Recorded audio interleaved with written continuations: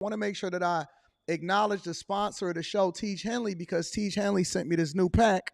They sent me the new Tiege pack, so I just literally pulled the paper out, got it out of the mail, and I started going through it, and I got a little bit more excited than I should. You know what I'm saying? So they did send me the Tiege pack, and I don't even know what this is yet. So I'm assuming this is what you get when you first order your Tiege, and I don't know what this is. Oh, this is dope. This is absolutely dope. Is this a nail kit? Ladies, get this for the fellas. Fellas, don't wait for the ladies to get it for you. This is free. This just comes with it. 30% off your first order plus 20% off for life. Literally. Oh, snaps. I didn't know that they were sending it like this. Real talk. So this is the nail kit that they sending you. All right. So now you ain't looking like a dusty. This is a free gift straight from Tiege for the people that ordered the Tiege. They got the small one for the little hands like mine's. They got the big joints for your toenails. And then they got the joints at the bottom too. You know what I'm saying? For y'all that's a little bit more crustier than usual.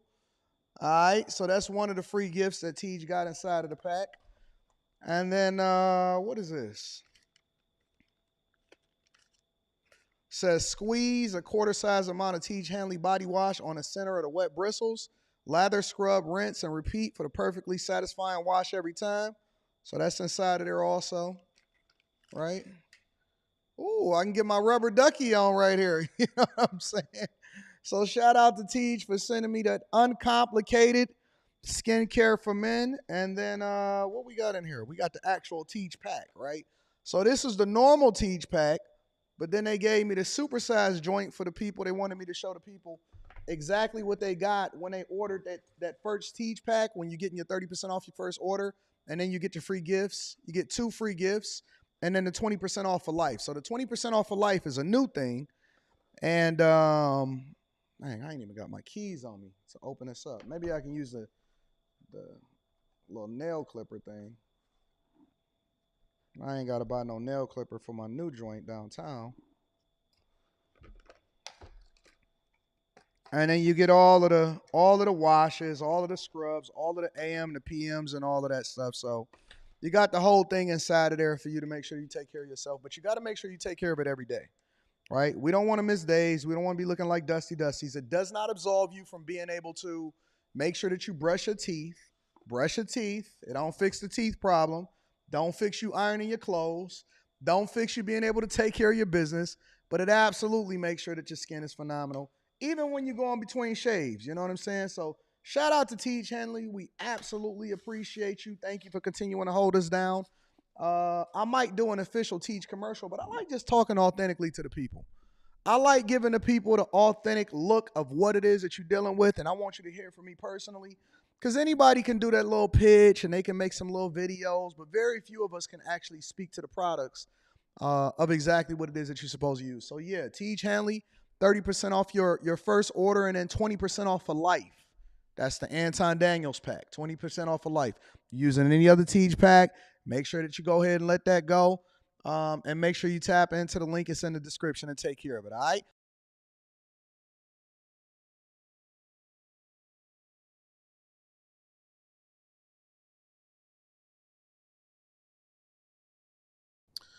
What's going on is Anton from AntonDaniels.com.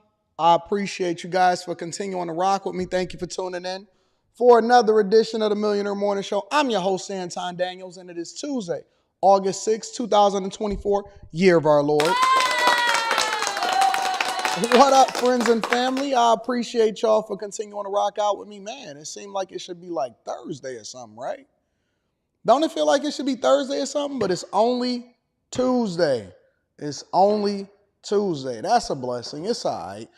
I don't know. Maybe the weekend was just a lot to where now it seemed like it should be Thursday or something. Or Friday. You know what I'm saying? Man, listen. I'm excited to kick it with y'all today. I got a full show that's lined up for y'all. What up, what up, what up, what up? It's your B-Day? Shout out to Bitcoin Brown. It's his birthday.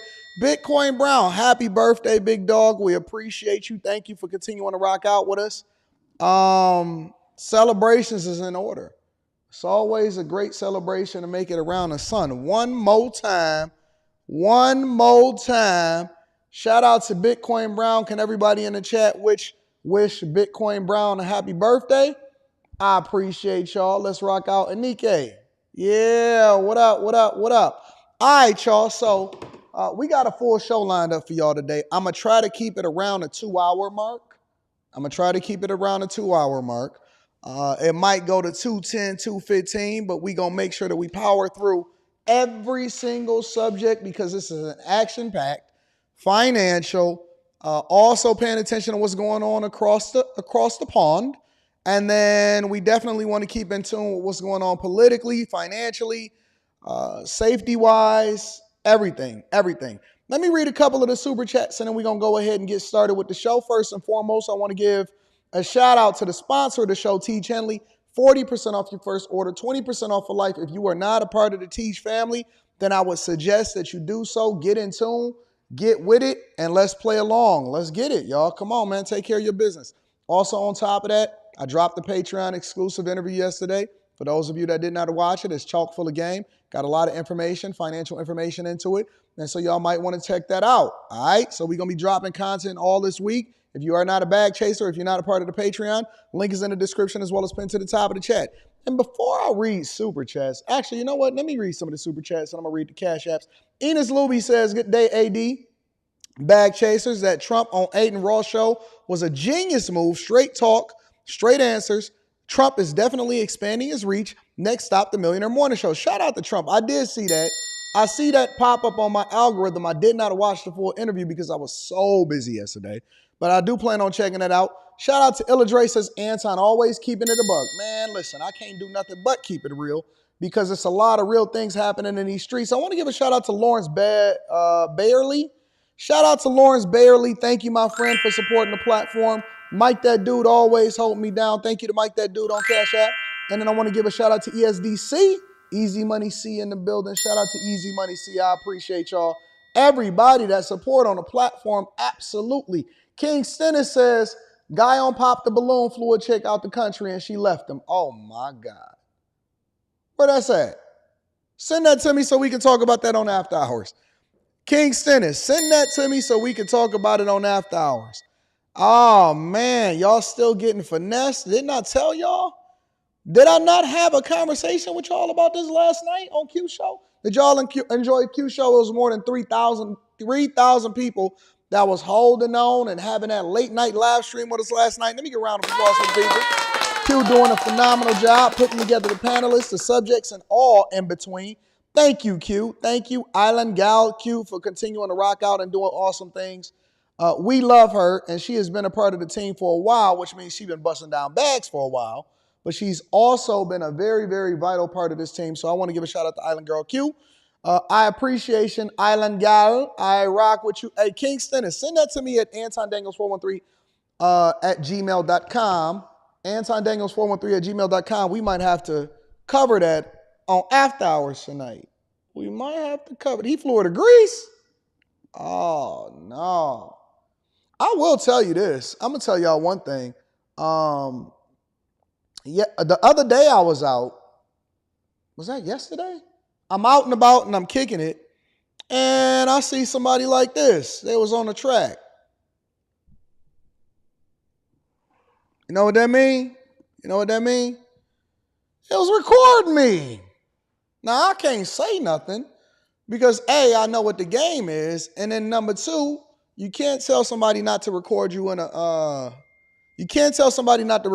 public space. So I don't know if y'all familiar with that, but don't get mad at somebody if they record in a public space. Just dip out, keep it moving, and then, rock out. You know what I'm saying? So don't worry about it. But it was kind of weird because I don't look at myself, especially in my own city, I don't look at myself as visible. You know what I'm saying? I don't look at myself as that type of person. Let me get my thoughts off for a minute, all right? I don't look at myself as anything other than a regular person. I mean, if y'all or any of these content creators has ever seen me in real life, if you've ever been to a meetup, the same way that I'm online is exactly how I am now. You know what I'm saying?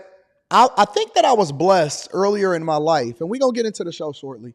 I think I was blessed early in my life to have resources. Thank you. I'm going to be reading that super chat shortly, or that Cash App shortly. I think I was blessed earlier in my life to have resources and then to lose it all. You know what I'm saying? And then when I went broke and I lost it all, it gave me a sense of reality, because then I was used to money, and I was also used to not having nothing from growing up and then losing it again. And so when I finally started getting resources again and I came up, humility had already set in. Not humility for the people and, the trolls and stuff like that, but humility in real life. And when I say humility, anybody that has ever met me will tell you I am not no Hollywood type dude at all. I am very much just excited to kick it with you. If I see you in the streets, I always tell people, say what up. You know what I'm saying? Don't trip. Let's get to it. Yo, what up? How you doing, man? I appreciate you. I have a genuine, sincere love for what I do, and I'm very appreciative of what I do. So it's kind of weird sometimes lately. And I don't know if it's just more visibility. You continuing to grow. You don't really take into consideration who you are and stuff like that. But it's weird because, man, when I just see people like on the low recording like this, I'm like, maybe I need to chill out some, because I'm out there. I'm gonna be at the court, front row center. I'm eating, paying for things, walking around with all of the ladies, doing whatever it is that I want to do. But I'm starting to be a lot more apprehensive. Honest to God, I'm starting to be a lot more apprehensive to where, I don't care. I'm gonna just be out and having a good time. But then it's just weird. It was weird, man. Like, I can't explain it. I don't know how to explain it, but it was very, very weird. And I didn't like the feeling of it. You know what I'm saying? I just didn't like it. And I can't imagine what it would be like to be the Ben Afflecks and the J-Lo's and the Leonardo DiCaprios, and they can't go nowhere. They can't go to the grocery store. They can't do none of that. I was out and about yesterday, and I see Mike Epps, and Mike Epps got a comedy club that he recently opened up here, and he got Day Days, which is like a bar. And so he got a lot of investments here in downtown Detroit. And I was just kind of watching how people was moving around him. You know what I'm saying? And he was very like cool with people or whatever. And he always take pictures, and he a good energy type of dude. But then it's like people that overstep their boundaries. You know what I'm saying? And in Detroit in particular, a lot of people, everybody feel like they're a celebrity in Detroit. You know what I'm saying? Everybody is somebody to somebody in Detroit. But it was like people was interrupting him while he was like kind of trying to do his thing. And, and I'm not going to put his business out there of, what he was doing and all of that, because that ain't necessary for the story. But people was just like, they didn't care. They genuinely didn't care about if he was with somebody or if he was busy or none of that. They just going to interrupt him, and they going to do what they want to do. And it's like, he got to be on 100% of the time. And I could probably, I'm pretty sure that it was people probably recording him on the low just to say, oh man, I see Mike Epps. That's a nasty feeling, kind of, sort of. You know what I'm saying? Because most people, including Mike Epps, every time I've ever seen him, he's been incredibly personable.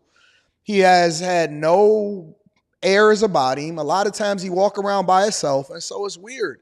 But I want to say this, as I got weirded out, I think I'm going to start moving a little bit different. Like, I just don't want to be that guy. You know what I'm saying? I like going to the show with my daughter and stuff. I like just going out and hanging out and chilling with the people.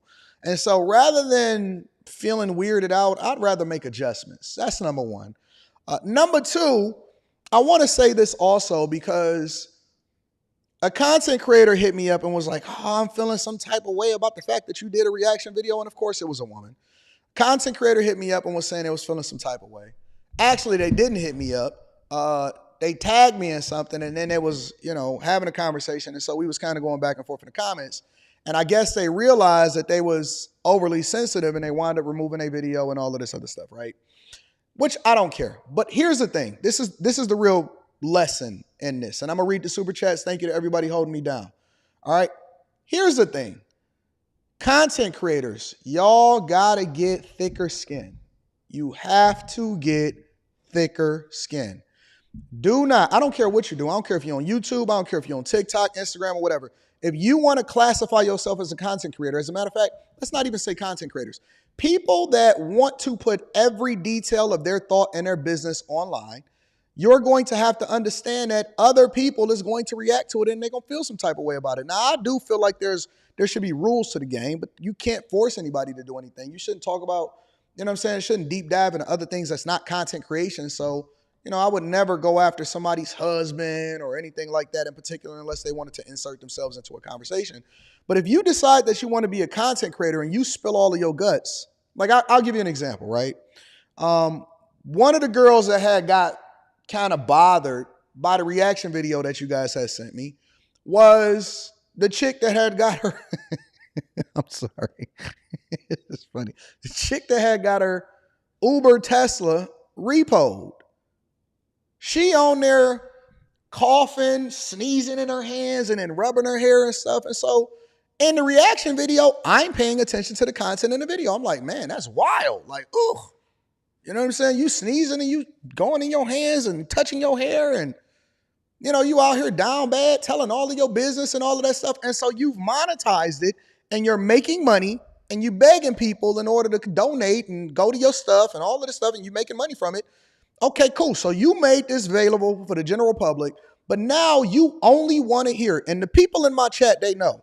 I tell people all the time that is on this chat, I say, listen, moderators, do not censor people that got a different of opinion than me, as long as they're not getting overly disrespectful, talking about your daughter or your wife or something like that ain't even on the live stream or something.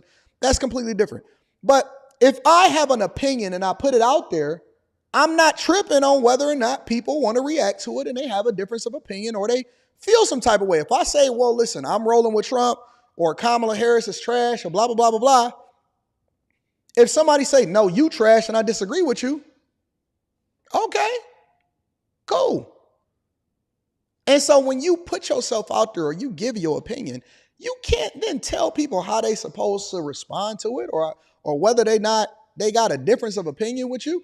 I believe that I'm pretty respectful. I've grown to be incredibly respectful. I even go so far as to say, this is not about them in particular, but this is about what it is that they're communicating, and that's what we're going to rock with. Hey, listen, don't talk about that. Let's only stay on subject. Lately, I've been talking about politics, right? And I've been really heavy into politics on my other channel. And so, a lot of people, they'll go into, well, she must be a single. I don't even care if you're a single baby mama. I don't care what you are. I'm focused on your talking points at that particular time.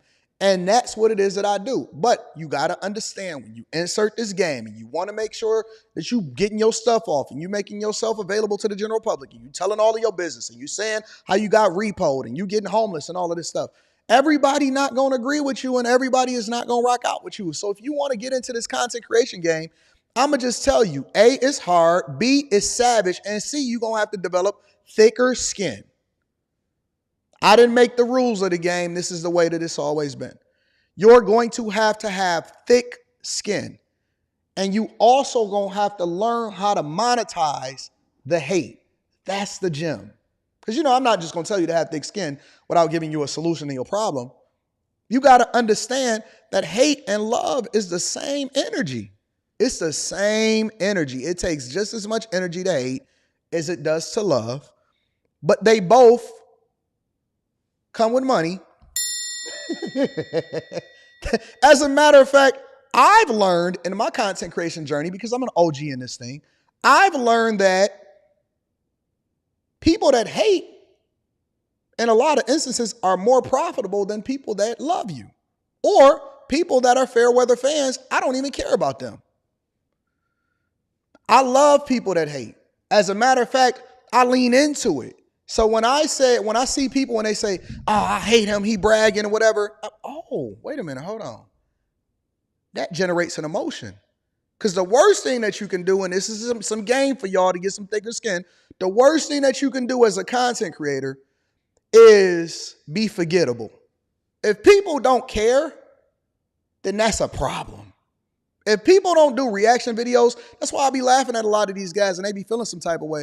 I be like, listen, fam, nobody is doing a reaction video on you. They doing them on me, which means that I'm in an algorithm.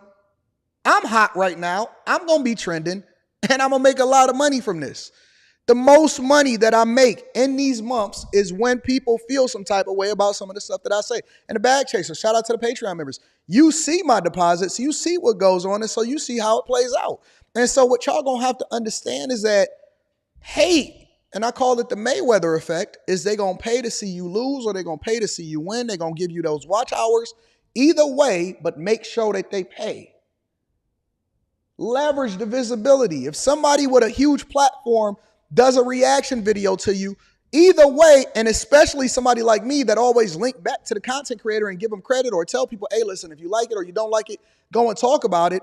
Leverage it and get the visibility and learn how to play chess, not checkers. Don't let your emotions control you. Try to figure out how you can bottle that up and then turn it into something bigger. You never know when somebody gonna give you some more visibility. You never know when you're gonna hit. You never know when you're gonna catch the wave or catch lightning in a bottle. It comes once in a lifetime, and most people go viral and then they've forgotten about. And if you cannot capitalize off of it, then that is a problem. Why are you in this game? Ask yourself this question. Why are you in this game? Why do you want to be a content creator? And please don't tell me it's for the love of the game. I call bullshit. It could be for multiple different reasons. You can want to give game. I agree with that. You could want to get visibility and fame. Cool. You could want to help people, but at the same time feel like you should be compensated accordingly as a result of it. Awesome. Get that money. But if you're here just for validation, you in the wrong game. You need to go and get some therapy. You need to go and get some friends. You need to get an emotional support animal. If you're here for validation and you only want to be here because you want to feel better about yourself, you are in the wrong game. You are going to suffer tremendously.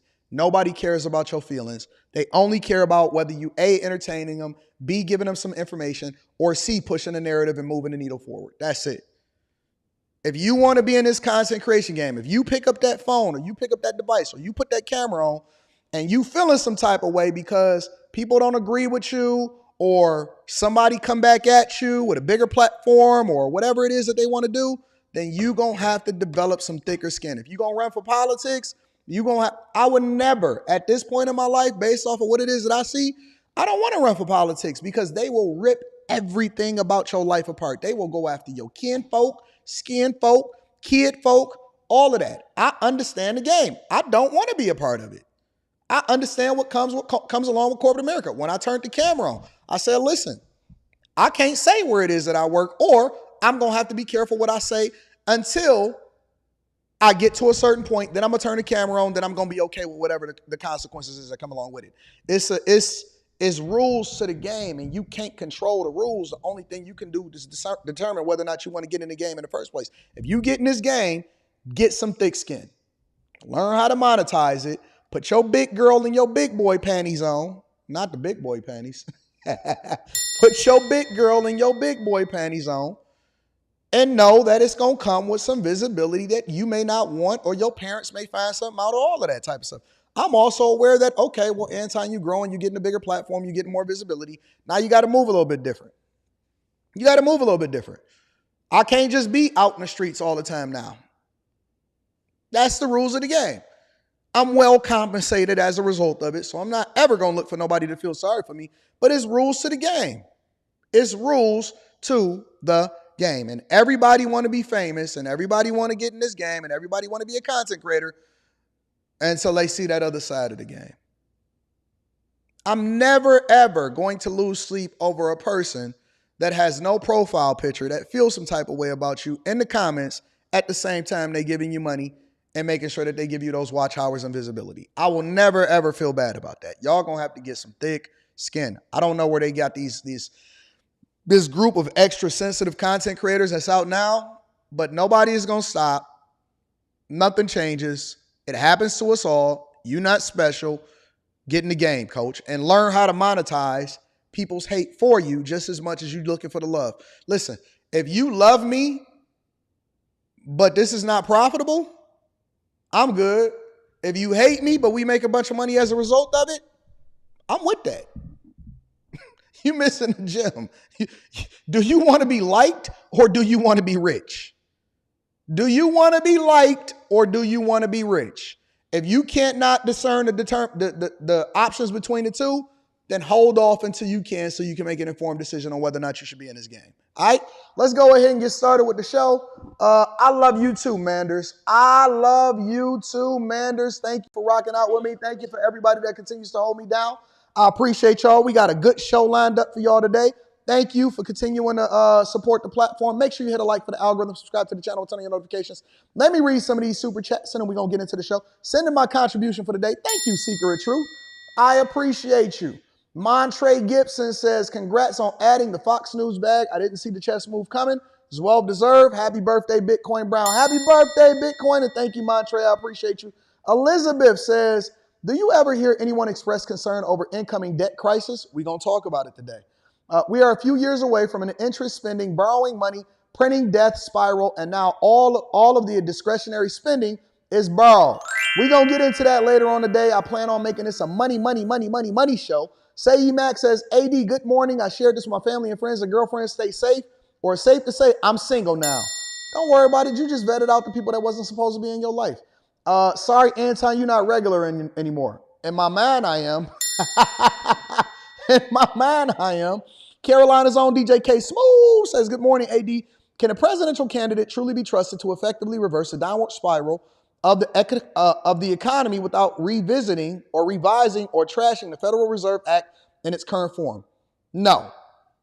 I think that one of the reasons why Trump added to the national debt is because it took a lot in order for us to get there. It's almost like business. I think that you got to spend money to make money, but ultimately, hopefully, you can move into a space where we're operating at not a deficit, but we're actually profitable as a country, and we're paying down our debt. But we'll see. I trust Trump to do it more than I trust Kamala Harris. Thank you for the super chat. Jeremy H says, AD, you, Island Girl Q, and everyone on that last night need to repent for doing that to Pablo. By the way, I think he was lying. 6'2", bright skin, 52-year-old virgin. Nah. I think he really is a virgin. I do believe that he's a virgin. If y'all didn't watch that show, make sure y'all watch that. Say Max says, ladies, let this be your daily reminder to let a Pablo be your Picasso. Might miss out on someone great. Shouts out to Big P. Cam picked their VP. Really? All right, we're going to dig into that. We might have to pivot on one of these topics. Fade TV says, was going to pick up that AD-inspired Red Guts S-Class Benz for my B-Day, but the market decided to drop for me, so I bought a bunch of NVIDIA. Smart man. ABGO and ASML instead and wait till Christmas. Stock Club, if you know, bag chaser, delayed gratification. Shout out to all of the bag chasers. Make sure y'all tap into the Patreon. Link is in the description as well as pinned to the top of the chat. AD, you iconic now. Love you bunches. I love you too, Manders. And make sure you say what up when you see me in the streets. When you think you're going to break a million subs. When do I think that I'm going to break 1 million subs? I don't think about it. Once I pass, 200,000 subscribers, I stopped thinking about it. I stopped posting about it. I don't pay attention to it. The only thing that I do is I just work. I do not in any way, shape, and form. For example, over the last 28 days on the Anton Daniels channel, I'll pull it up right now. Over the last 28 days on the Anton Daniels channel, I've added 31,000 subscribers, 31,671 subscribers over the last 28 days on the Anton Daniels channel alone. So I don't think about it. I don't check the numbers. The only thing I do is check the profits. I don't check. Let me say that again for the people in the back right now. Listen, I love awards.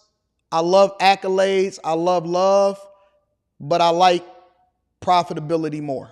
Profitability is more important for me than awards, than fame. I want the money.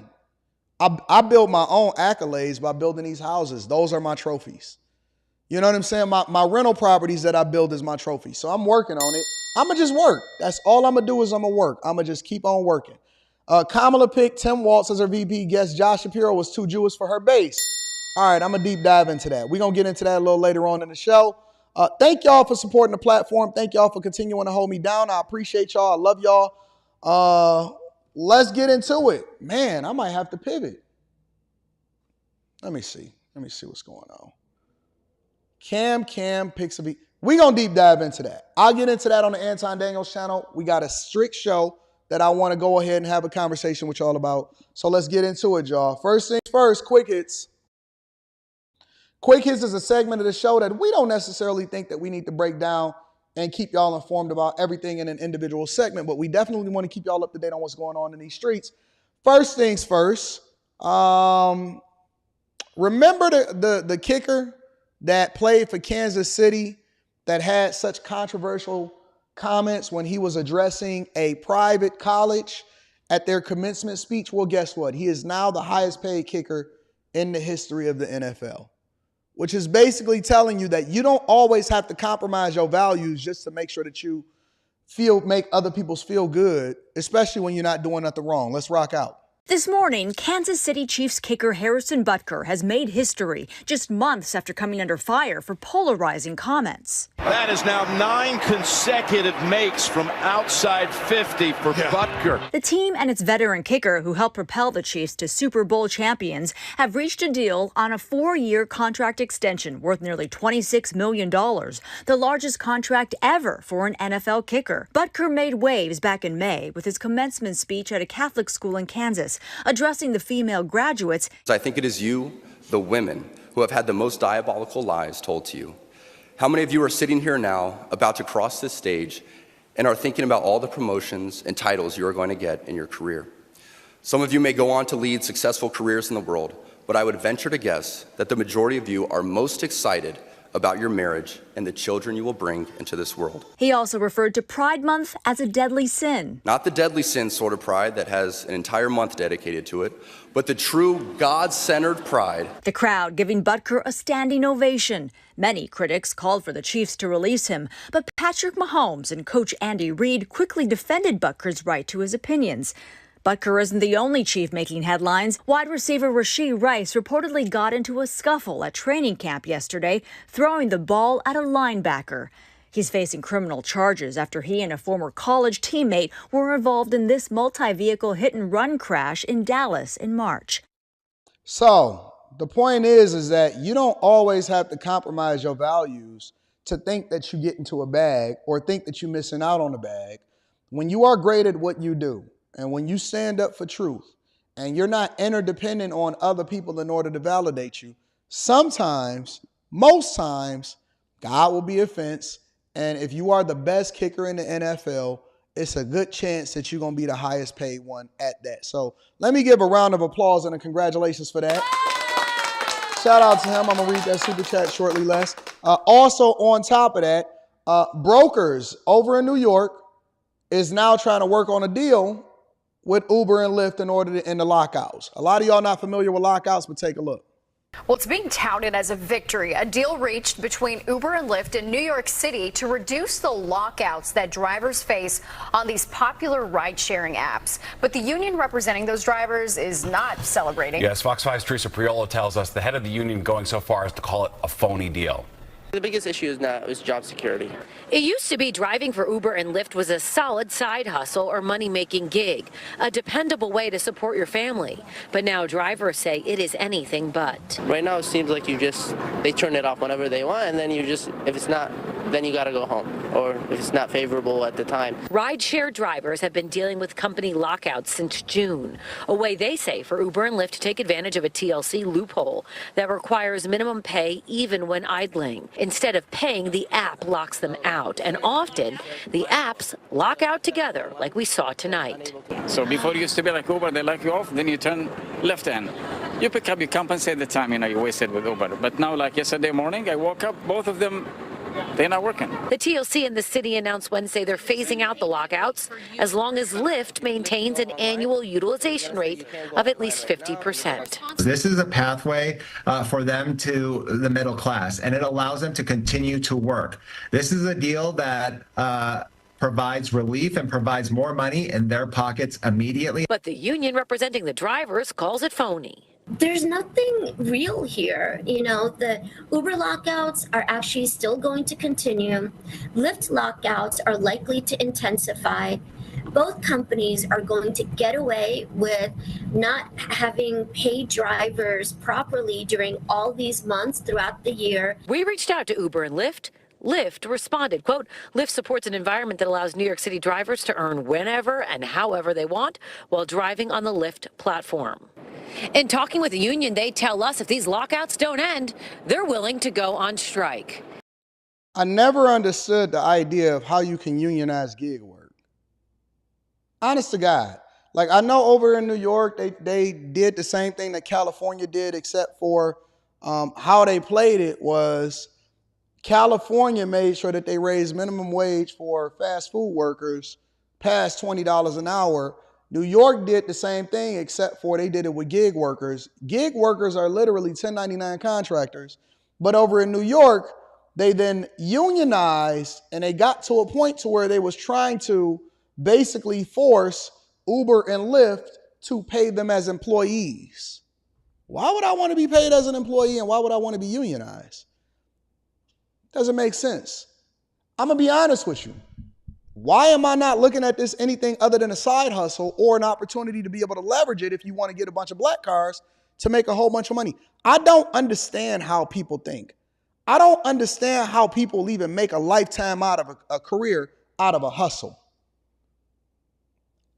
When I went into some of these places that I've worked at in my lifetime in the past when I was much, much younger, I was thinking to myself, I don't care about y'all bargaining and all of this stuff. Honest to God, I never cared. You know why? Because I never expected to be there that long. I never expected to be there that long. I never expected to make a career out of a hustle. Or if I was going to do so, I was going to figure out how to get the money out of it and then leverage it in order to make, get a bigger bag somewhere or whatever like that. The market is going to determine your rate. I never, ever cared about trying to unionize or be a part of your crew.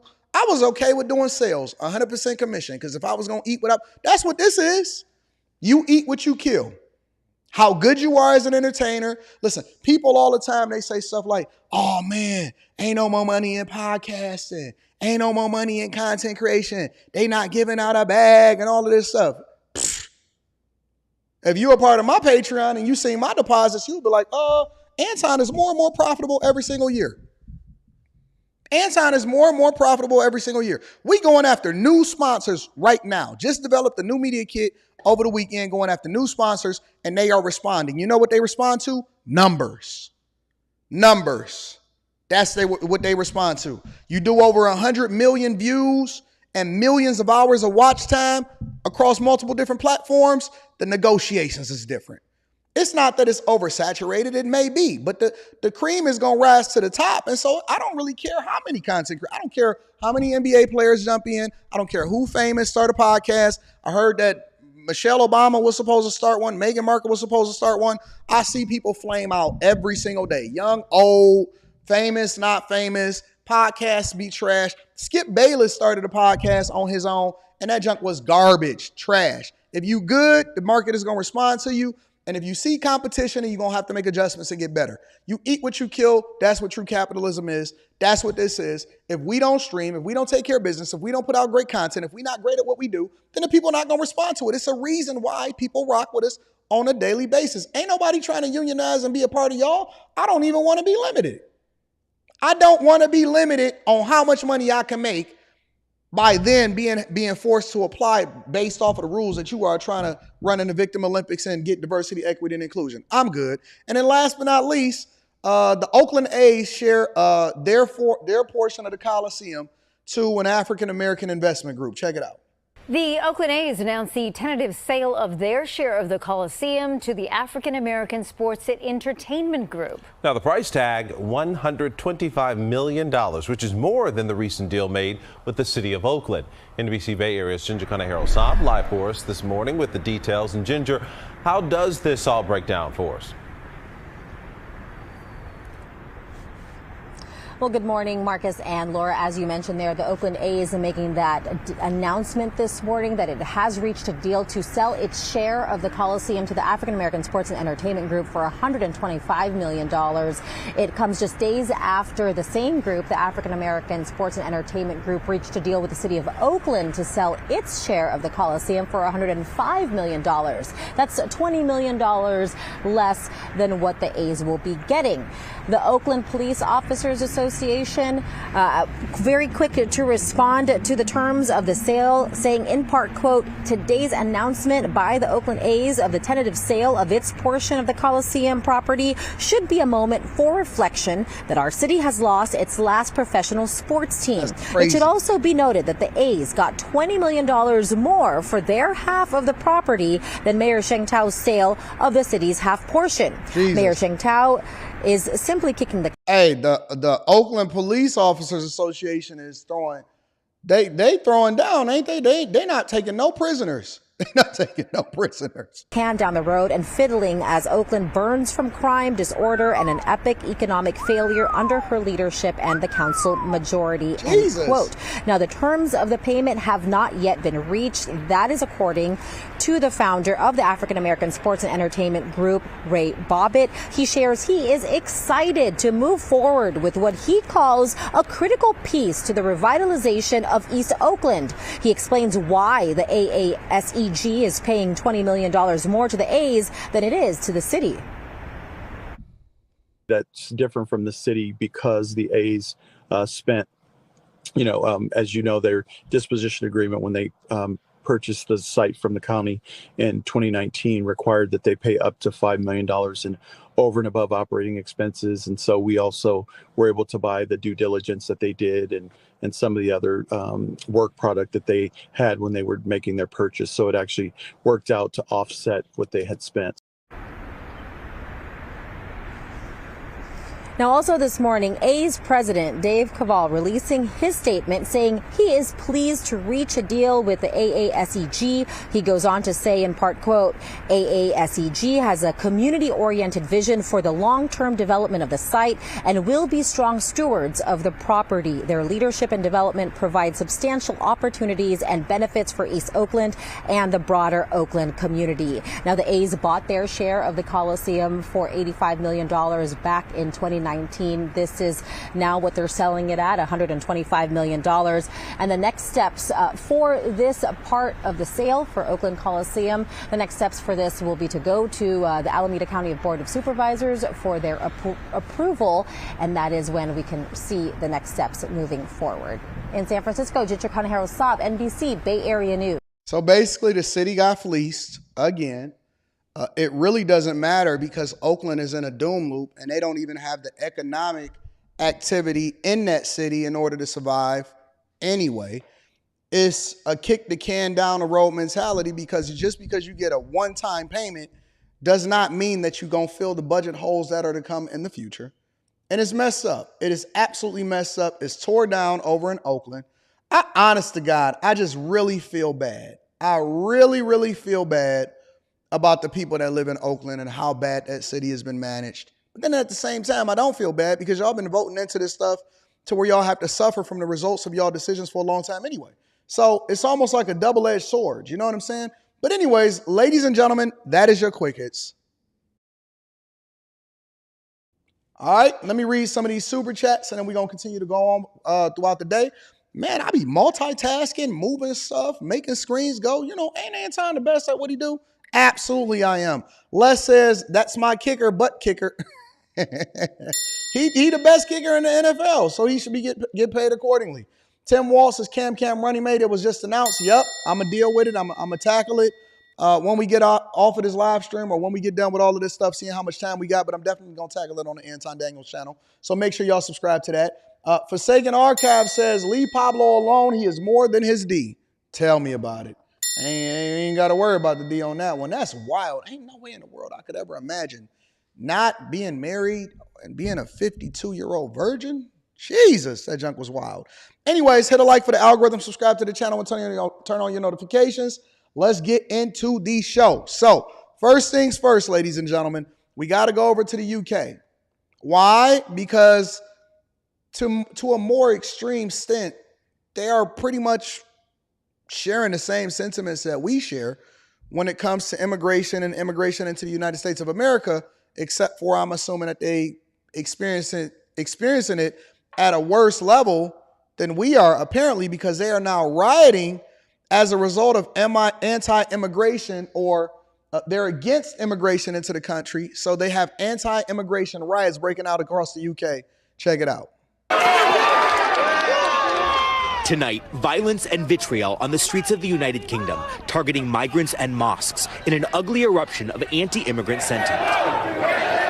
For more than a week, riots breaking out in city after city, cars torched in northeast England, fires raging in Belfast in Northern Ireland. This hotel, used to house asylum seekers, set ablaze. I bet y'all didn't know that the same mindset and the same policies, and they all working together, that's happening here in these blue cities, that's happening in New York and Chicago and all of that. The same economic policies in the same way in that they're housing migrants and paying for hotels and letting them go to school. I bet you did not know that that was happening worldwide. I bet you did not know that that was happening worldwide. Because your view and your algorithm and your scope don't allow for you to see outside of the United States of America, you are not aware. But people over there are tired also. Now, let me be very clear. Let me be very, very clear. I do not, in any way, shape, or form, advocate for you destroying your own communities because you don't like what's going on legislatively. To an extent, you then become responsible for the way that you vote, so you can't get mad at the legislators that ultimately make the decision that you signed up for. Like, for example, Chicago, Brandon Johnson. Brandon Johnson is not doing anything different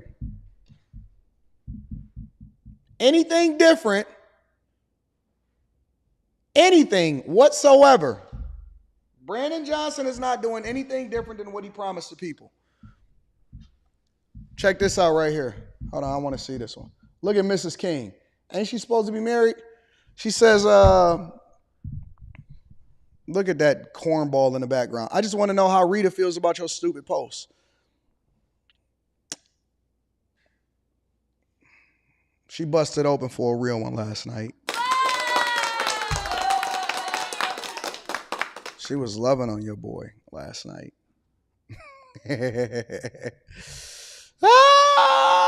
She was loving on your boy last night. You know what I'm saying? Shout out to her. Shout out to Rita Ree out there in these streets. Shout out to Rita Ree. Shout out to my baby girl. Yes, she good. Now, what you talking about, Mrs. King? Because I seen your man in the background, and he not looking that great. He looking a little dusty. He got them work glasses on. You need to mind your business before we come for you. Listen, you can't control how I respond. Be careful. More than 400 arrests so far, including nearly 150 just this weekend. Police warning the number will rise. I can confirm today we have seen at least 12 of our officers injured, with items such as brick fence posts, branches, and other missiles thrown at them. Authorities blaming much of the violence. Hey, they be subscribing and say that too. I love it. Rock out with it. On far-right extremist groups, some with neo-Nazi ties. Prime Minister Keir Starmer, on the job only a month, vowing to deploy the full force of the law. Whatever the apparent motivation, this is not protest. It is pure violence, and we will not tolerate attacks on mosques or our Muslim communities. Communities now living in fear. Muslim people, we're not terrorists. That's how I feel like. I feel like we're being threatened. It's not safe. Amid the chaos, counter-protesters pushing back. Look at all of these people right here. Look at all of these people. Lefties.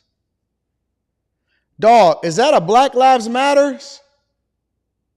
Look at the pink thing right there.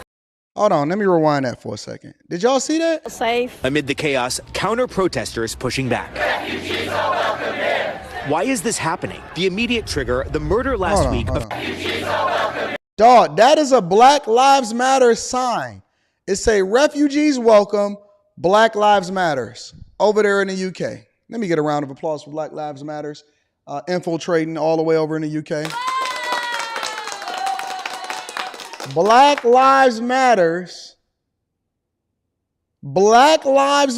sign is in the background. It's two of them. It's one over there on the left, and it's three of them. And it's a couple. It's some white people that's holding it over there on the right side too. Wow.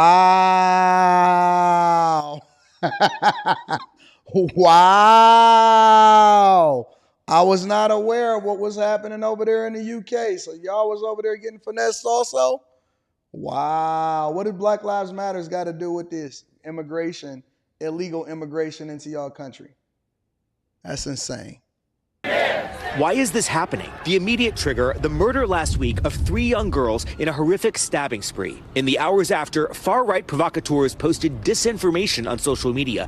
Wait. So illegal migrants into the country that the federal government over there is funding wind up getting stabbed. And I want to just make sure that I got this correctly. They wind up getting stabbed by illegal migrants into the country.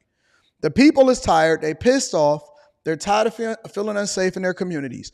I'm not an advocate for destroying and tearing up your communities and burning it down because you're the one that's going to have to deal with the repercussions as a result of it. But the people are bothered by it and they mad by it. And so y'all are trying to tell them that they're far right. Now they're labeled far right because they don't agree with the fact that children and kids are getting stabbed up and destroyed in their own community. Maybe that's the same thing as, what was her name? Lakely Riley or something like that here in the United States of America? Wow. Sounds familiar, claiming the suspect Vanessa. was an immigrant in the UK illegally. It went viral, but it wasn't true. Authorities say the suspect is a 17-year-old born in the UK. And social media clearly put rocket boosters under some of the organisation, the inflaming of tensions and also the misinformation. So we will be pursuing this with the social media companies. But immigration has increasingly Ain't got nothing to do with the social media companies. That's just a platform. What people do with them is completely different. a flashpoint in the UK Lake and with Riley. huge numbers of asylum seekers. Shout out to Lake and Riley. Say her name. I don't want to say her name. That ain't a popular name to say. She a white girl. She a little white girl, so she not popular. Lake and Riley's name don't matter. It only matters if you're a black woman. It only matters if you're black. That's the only time that your name can be said. Listen, shh. We're not going to say Lake and Riley's name because it's not popular to do. Even though she was killed by an illegal migrant into this country. And we don't want to hold this administration accountable, and they keep skirting the talking points and the lives in order to illustrate things that's not even relevant in this country. It's not popular to say Lake and Riley's name because she not black, y'all. Arriving in small boats. How do you feel as a Brit when you see what's taking place in this country? Ashamed. Ultimately, I think it's the one word, ashamed. Yeah. It's not how 99% of Britain feel. I think it's just a really small minority. Tonight, with the cleanup underway, painful questions about what kind of a nation the UK wants to be. There are no signs that these riots are calming down. More protests expected tonight in Dublin and in Birmingham. But the UK government today announcing it will deploy a standing army of specialized police officers to respond. Prime Minister Starmer saying law enforcement will have whatever resources they need to bring this to an end. Let me look at it from a different perspective. Let me see what's happening over here in England. Britain's Prime Minister Keir Starmer, who's been in office just a month, has promised to crack down on groups of what he called right-wing thugs who've ignited a week of racist anti-immigrant riots in towns and cities across England. Nearly 400 people have been arrested in the past few days, and more arrests are expected. From England, special correspondent Malcolm Brabant reports. These are just some of the social media videos that detectives are trawling through to identify and prosecute perpetrators participating in and stoking Britain's worst riots since 2011. They're in there. Why do they go and go against the police? Why do they try to assault the police and the police is just trying to make sure that it's not a violent protest? I don't understand that. After days of unrest, the crisis deteriorated over the weekend when a mob attacked a hotel housing asylum seekers in the northern city of Rotherham. The government minister responsible for law and order is Home Secretary Yvette Cooper. It's a total disgrace, and there has to be a reckoning. Those individuals who are involved in the disorder need to know that they will pay a price. That's crazy. After forcing police to retreat, some of the mob tried to set fire to the hotel, full of people of colour. Prime Minister Keir Starmer. People of color. That's how they're going to frame it in order to make it okay. If you target people because of the colour of their skin or their faith, then that is far right. No, I don't think that they're targeting them because of the color of their skin. And I don't believe that they should be targeting people at all. And this is how they're trying to spin a narrative. They're trying to remove accountability for the fact that they're not supposed to be there in the first place if they're illegally in the country, okay? But I don't believe that they're targeting them because of the color of their skin. I believe that they're targeting them, which is not right either, because they're not supposed to be in the country illegally. And you're housing them and making sure that you're using taxpayer dollars in order to justify them being over there. And so we got to get the context right, but we also got to make sure that we do things civilly, because nothing comes from tearing up the things that's in your own community at all. And I'm prepared to say so. Tats are awesome, man. Pure British. That's yes, crazy. mate. My man The had man the with the swastika on Nazi his back. swastika tattoo replied that he was a true Englishman amid an expletive-filled rant against foreigners. Inaccurate social media posts triggered violence across the country last week after these three girls were stabbed to death at a dance class in Southport in northwest England. 17-year-old Axel Rudakubana, a British-born son of Rwandan parents with a history of autism, has been charged with 3 counts of murder and 10 of attempted murder. The supposed motive for the riots has now pivoted to anger over the impact of mass immigration. Keir Starmer again. This is violence. It is not protest. It doesn't matter what the motivation is. The motivation for the vast majority of people in this country is to see their streets safe. Big problem, yeah. As asylum seekers cowered inside the wrecked hotel in Rotherham, 70 miles to the south in the city of Tamworth, a similar migrant shelter came under attack from would-be arsonists. There will be people who were thinking they were going on their summer holidays this week, and instead they will face a knock on the door from the police. They will face arrest and a prison cell. Police, open the door! So far, there have been hundreds of arrests. But there are warnings that the government may struggle to deliver swift justice. The situation in the criminal justice system in England and Wales is really dire. I tell you what, though, I know one thing's for sure, because I don't meddle in other people's business, and I think that we got our own problems that we got to solve for here in the United States of America. But I tell you what, though, one thing's for sure and two things for certain. Their police officers and their police force are a lot more swift when it comes to administering justice here in the United States of America. Anyways, let me read some of these cash apps. You know what? Let me pivot for a second. I want to move over real quick. I want to talk about Usher Vance. All right. That was what was going on in the UK.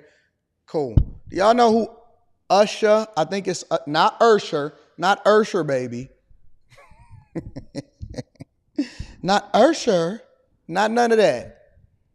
All right. I know when I say Usher, y'all think I'm talking about Usher. You thinking about the Las Vegas residency, Super Bowl halftime show, Down in the A, Lil Jon, Ludacris. Yeah, you thinking about, no, I'm not talking about that Usher. I'm talking about Usher Vance.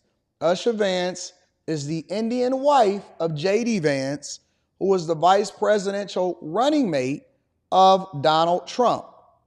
She recently did an interview, which people sent me, and I have not seen it yet, but she did an interview on Fox News that basically details what her experience is as far as violence that comes against her and these media attacks from the left. I wanted to deep dive into that, and I wanted to better understand exactly what she was talking about. Take a look.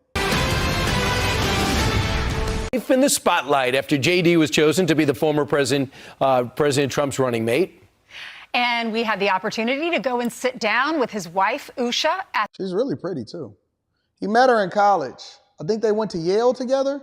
Yeah, they went to Yale. He met her in college, married her, wound up having children with her. It's the American dream. Their house in Ohio. So here is part one of the Fox and Friends exclusive interview. So Usha, thank you so much for sitting down with us and letting us come into your beautiful home. Thank you. We're really happy to have you here. Oh, well, great. Thank you. Your life has changed dramatically over the course of the last few weeks. How are you dealing with that? How's your family? Well, I think everyone's doing really well. It's been such an adventure. You know, obviously this is like nothing we've done before. And everyone's just been really kind since we started this. There have been so many people volunteering to help us understand how to do everything. I can't thank people enough for that. She is very, very nice. Like, she is incredibly feminine.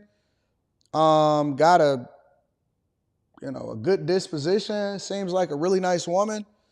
I'm impressed. I've never actually heard her speak or anything like that. I didn't even look at what she said at the Republican National Convention. There was so much going on at the time or whatever, especially with the Trump assassination and everything. But she is a very pleasant person. Man, that's dope. What has been the biggest adjustment? Life has changed a lot. Yeah, the Secret Service is a big change. And I have to say, I mean, they've been amazing. They've really taught us an incredible amount over the last couple of weeks about how to live with a security detail and all of that. I'll say get JD but that certainly is a change. We have code names now. Our kids had a lot of fun with that. Were they able to select their own? They were, yes. Oh, that's great. When you started dating JD, y'all met in law school. Did you ever think that you would be here today, that this is where your path would take the two of you? Oh, no way. That really wasn't on my mind at the time. You never discussed politics? You know, we talked about the things that we were interested in. We talked about the issues of the day or things like that. But planning a life like this was just not on the horizon. I was planning to become a lawyer and practice. He, at one point, was planning to do the same thing. And then we talked about having a family and about where we'd like to live and how we'd like to spend our time. And how can he be racist if he's married to an Indian woman? Do y'all think about what y'all say before y'all say it? How can black people, let me tell y'all about black people. Black people are some of the most ignorant, spewing people on the face of this earth, and I do not take that back. I 100% stand on what I'm saying. If y'all have ever been into a black household, before we continue into this video, because you know me, I don't care nothing about that. I'm not a part of the establishment. I am very much independent and I am self-funded and I don't worry about anything. My studio is not funded by anybody else's. This is my studio. I own it 100%. I don't worry about what nobody else is thinking. If y'all have ever been inside of a black household, you will hear some of the most egregious things said against people that do not look like you. Newsflash.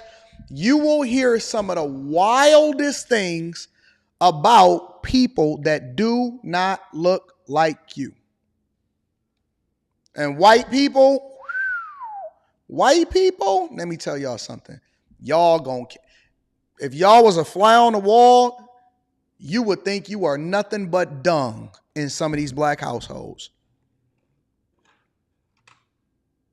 The way that y'all, that some of these black households think that y'all talk about us, ooh, it could get 10 times worse. It could get 10 times worse. How can you be racist if you're married to somebody that is of quote unquote color and you have children with them and they are your longtime wife and you met them in college and you married them and you've been married to them for the entire time? Do y'all think about what y'all say sometimes, or do y'all just roll with it? Or do y'all just roll with it? Because I'm going to tell the truth.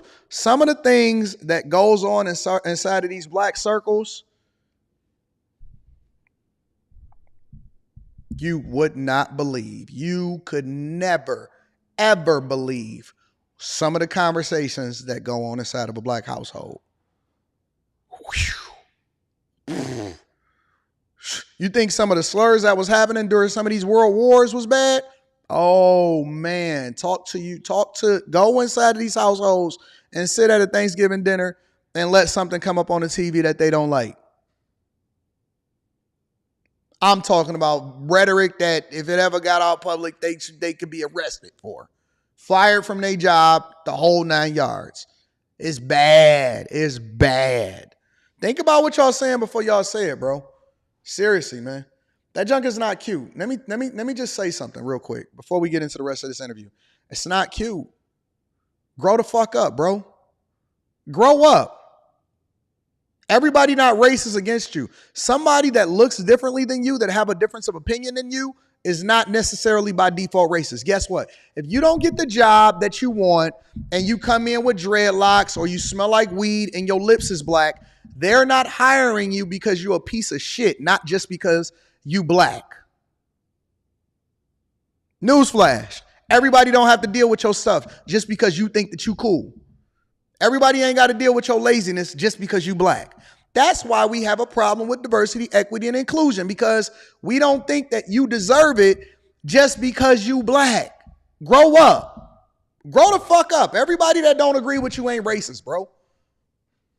Some people are, some people ain't. But you can't just by default say that somebody is racist just because they say something that may be true about you. Grow the fuck up, man. Because I see some of the worst things being perpetuated against people that look like you from people that look like you. The last thing you got to worry about is some outsider, because the first thing you got to worry about is somebody that's next to you that's going to take your head off, steal your car, and fuck your wife. You ain't got to worry about J.D. Vance coming in and busting your chick down. No, it's some dude that look like you that want to come into your crib and do the unthinkable. It's probably one of your best friends. You ain't got to worry about that. Y'all so focused on the wrong things. Your communities is fucked up. Your kids is can't even read. Your kids can't read, bruh. Y'all libraries is empty. The black community's libraries is empty. I know. I live in one of the blackest cities in the United States of America. Your lungs is black. You got health problems. You eat wrong. You smoke too much. You're not married and you keep having kids out of wedlock. Look, see, you're going to get offended if Trump said it, but you're not going to get offended if I say it because I know the truth. I'm really from there. I'm from the hood. You ain't got to worry about it. There's too much fentanyl inside of your heroin, so we need to cut that. Now what? Now what?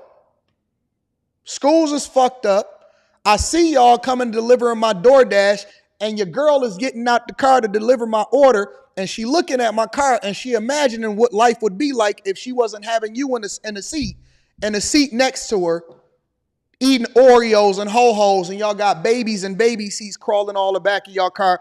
The front bumper is off of the car. The headlight is out, and y'all gonna get pulled over as soon as you pull out of the parking lot after delivering my DoorDash. You have bigger things to worry about than whether or not somebody is telling you about yourself and they don't look like you. You ain't got to worry about it. It ain't even a thing.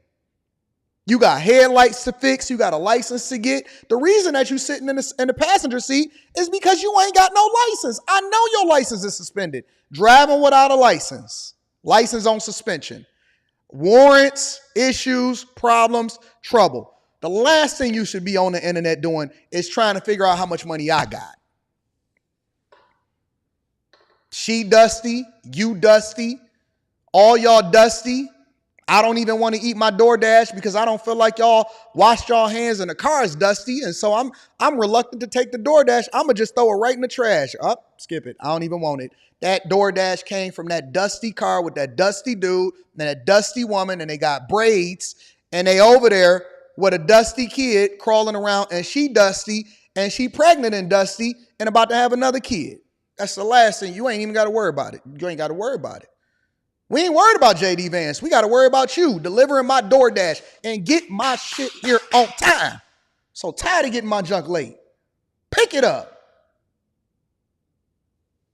Hey, man, this is what the phone call I get every single time. Whenever it's somebody that's not black, I'm going to be honest with you. Whenever I get somebody that's not black, they banging on the door. Oh, man, I got to hurry up and get you your stuff. Thank you, Mr. Daniels. Whenever I get somebody that's black, I get a phone call. What's up? I'll be like, what's up, man? You called me. Honest to God. Hey, what's up, man? You called me. Your DoorDash is here. Your DoorDash is here. So you're going to bring it to me? Now, here's the caveat. I tip them good before I even call for the DoorDash. So I automatically tip them between $20 and $25. I got an $18 order. I tipped them $20, $25 in the app. And so I got another $20 just because I appreciate the fact that they bringing it to me, waiting in cash that I'm going to give them. But I'm waiting to see whether or not they're going to actually come in the door and bring me my order. DoorDash. So you want me to come and bring it to you? That's what the instructions say in the app, sir. I put specific instructions in there of what you're supposed to do. Come up, go through the security. He's going to tell you exactly where my place is at. Then I just say, don't worry about it. I'm going to come down and get it. Come down there, see your bumper hanging off your car, no license plate.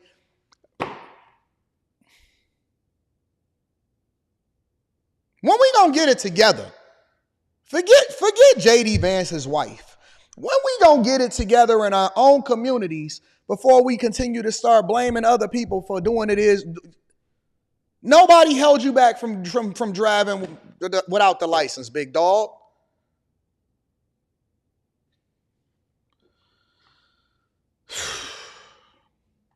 All of those sorts of things. From before he announced his Senate candidacy through his Senate candidacy, we had a lot of serious conversations because, we do have 3 children, and giving them a stable, normal, happy life and upbringing is something that is the most important thing to us. The weekend before the convention, we saw Donald Trump on stage and he was shot. And then a few days later, he announces JD as his running mate. I'm sure that had to be hard for you. How did you get through that? Yeah, well, it was obviously terrible, and I'm really grateful that President Trump was all right at the end of it. And of course, he had a Secret Service detail that was really looking out for him and was able to get off the stage and all of that. So, just seeing that was incredibly shocking, I think, for everyone. From a personal perspective, I guess I try not to worry too much about that. We've been really lucky. The people who are here, they're just amazing. And I don't know how they do what they do, the Secret Service detail. So I just trust in the fact that most people, the vast majority of people out there, would never think of doing anything like that. And let me just we offer her right now. We offer her. We don't care nothing about that. But let me say this. Everybody in the chat, moderators, do not censor people. If they feeling some type of way, then let them show themselves because they know what's going on. They know that they dusty. They know that they dusty. Do not censor them. Let them whine. Let them complain. Let them have issues. Let them beg for reparation. Please, freaking Jason. Please, freaking Jason. Can you give me some reparation? Please, freaking Jason. Can you give me some reparation? Let them whine. Let them have their moment. Do not censor these people. As long as they're not overly disrespectful, then let them rock. Let them wallow in their own piss. Let them subscribe so that they can complain religiously inside of the comments. The self-hate is real. The self-hate's real. They got nothing else to come with. Nothing else to come with. My daughter, well taken care of.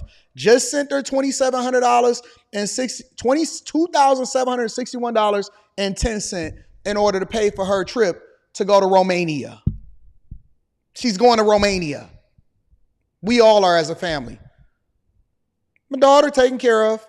Wife, she lives the most phenomenal life ever. Went on a shopping trip in order to make sure that she can get her retail therapy off. Just bought her mother a car. Matter of fact, let me call her. Let me call Ma Dukes. Let me call my wife's mother to express the self-hate.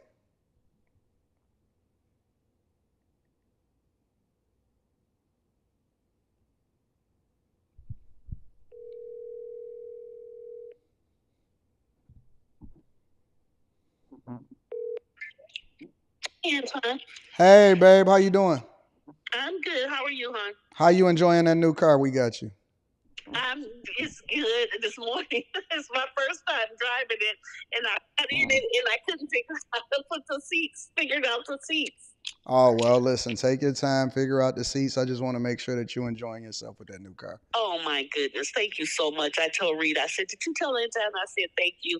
And she said, yeah, I told him. I said, okay. I said, because I just don't, I don't know. I don't even know what to say. I just thank you guys so much. I got to take care of my mom. You know, I look at you like a mother. I don't look at you as a stepmother. I look at you as a mother. Oh, okay. I'm glad because I just, I feel bad. I Feel bad feel about like I what? need to do this myself. You ain't got to do nothing yourself. That's why I'm here, to make sure y'all taken care of. And you do, and you definitely do. That's for sure. And I wanted you to know that I definitely appreciate it. Okay, I'm going to call you later. I just wanted to check in with you. Thank you. All right, bye. Okay, bye. Anton self-hate. No, I support the black women in my community. Ain't no woman, not one woman, grandmother, mother, stepmama, daughters, cousins, workers, anybody around me is going to be well taken care of. My mother-in-law, they don't live in the hood with y'all.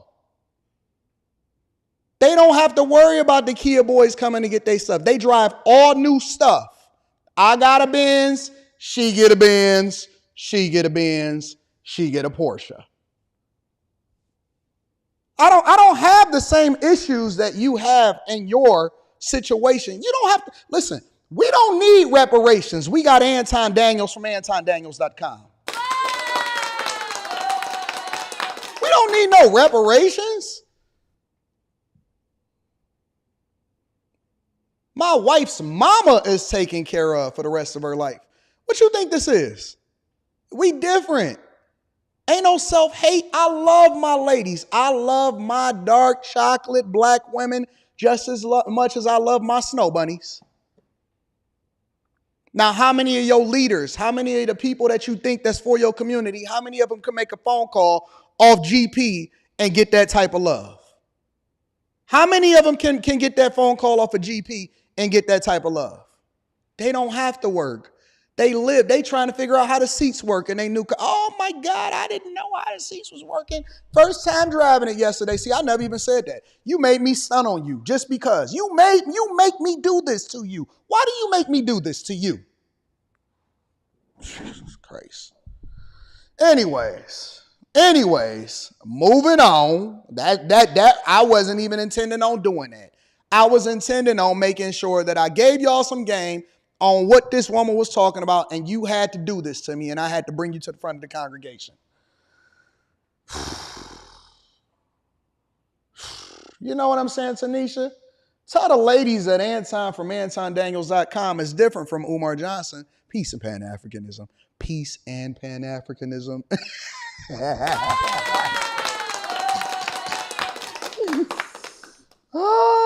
And let them rock.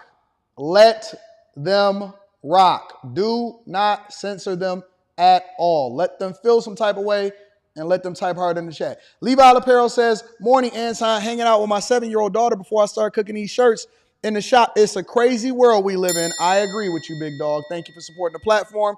Thank you for always holding me down. I absolutely love you. David Simpson says, most people are prejudiced. Not everyone is racist. Call it what you want. They hate people. They hate people that don't look like them. Mr. Lott says, they're hypocrites, bro. Deep down, they want Kamala kind of Indian, not the Usha. And then, you know what the worst part about it is? They'll talk stuff about them, and then they'll book a passport trip over there to try to have sex with them. We just really want to get down to the brass tacks of it. Darren Jones says, not only do they talk crazy about whites, but get mad when they want to separate and take their tax dollars to their own community like they doing in New Orleans. That is a fact. You can't make it up. Hey, no. We don't like y'all, but we want y'all to continue to fund our lifestyle and give us y'all dollars, y'all tax dollars. Student of Paradise says, teach AD, man, you are telling the truth. And the black people know what's really happening. Ain't nobody disillusioned. Cook Chef says, thank you, Rod. Appreciate you for holding me down, big dog. Good morning says, amen on one. Everyone with hair isn't bad. I say everyone with hair is bad. Spider Clamp in the building. Long-time supporter of the show says, the truth may hurt, but it needed to be said. Victim mentality is a burden on society as a whole, top to bottom. Preach, brother. You know me. I'ma tell it. Tell the truth, shame the devil. Tell the truth, shame the devil. Let me give a shout out to Henrique Pender, says the Pablo episode was a classic. Thank you to everybody that watched that yesterday. Thank you for supporting the platform. Also want to give an acknowledgement to my homegirl, Heather, said this is the best morning show ever. The best morning show ever. Let me give a shout out to my dog Ash, my rich friends.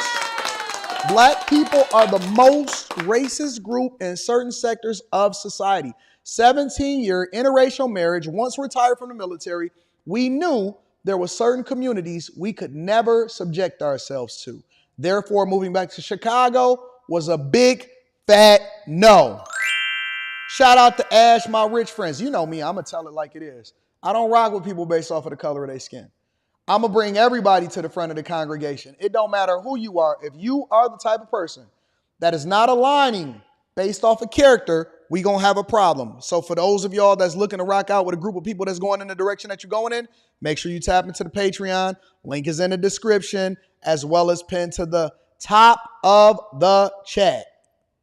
Now, there that is. There that is. Let's move on with the show. So, let's get into the money. I'm going to be reading that skinny boy Django Morrison in a minute. Let's get to the money. We got to talk about this Google antitrust lawsuit that the federal government recently won. Make sure y'all hit a like for the algorithm, subscribe to the channel, and turn on your notifications.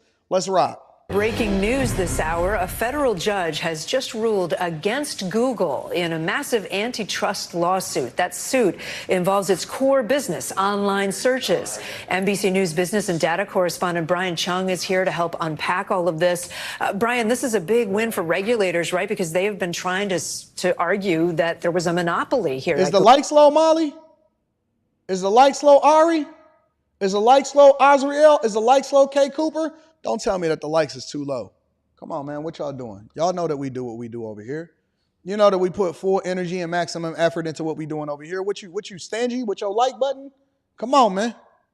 Yeah, and by the way, we're still poring over this 286-page document from the District of Columbia. Really, this is a massive antitrust ruling that the judge in this case is turning onto the Sherman Act. This is basically an antitrust law that we've heard in the context of a big landmark case against Microsoft in 2001, now being used against Google here. And this judge found that there were basically two areas where Google was basically engaging in antitrust: search and text advertising, that they basically controlled the monopoly. They said it for the search engine. They were basically coercing companies into making Google the default search engine and not giving them much choice to go elsewhere, simply because of the massive scale that they have on advertising dollars. And on text advertising, they pointed to a pretty jarring stat that in 2020, its market share in that market was 88%. So you have Amit Mehta, the judge, saying, quote, Google is a monopolist and has acted as one to maintain its monopoly. This is a huge win for the 38 states and territories that were on this suit. What happens next? We don't know. Could there be injunctions? Could there be criminal fines potentially? We'll have to see. But the stock is down almost 4.5% on a day that's already been pretty bad for Wall Street. So I don't think that Google's stock is down because first and foremost, they're going to appeal the decision. So let me break this down from a C student's perspective, right?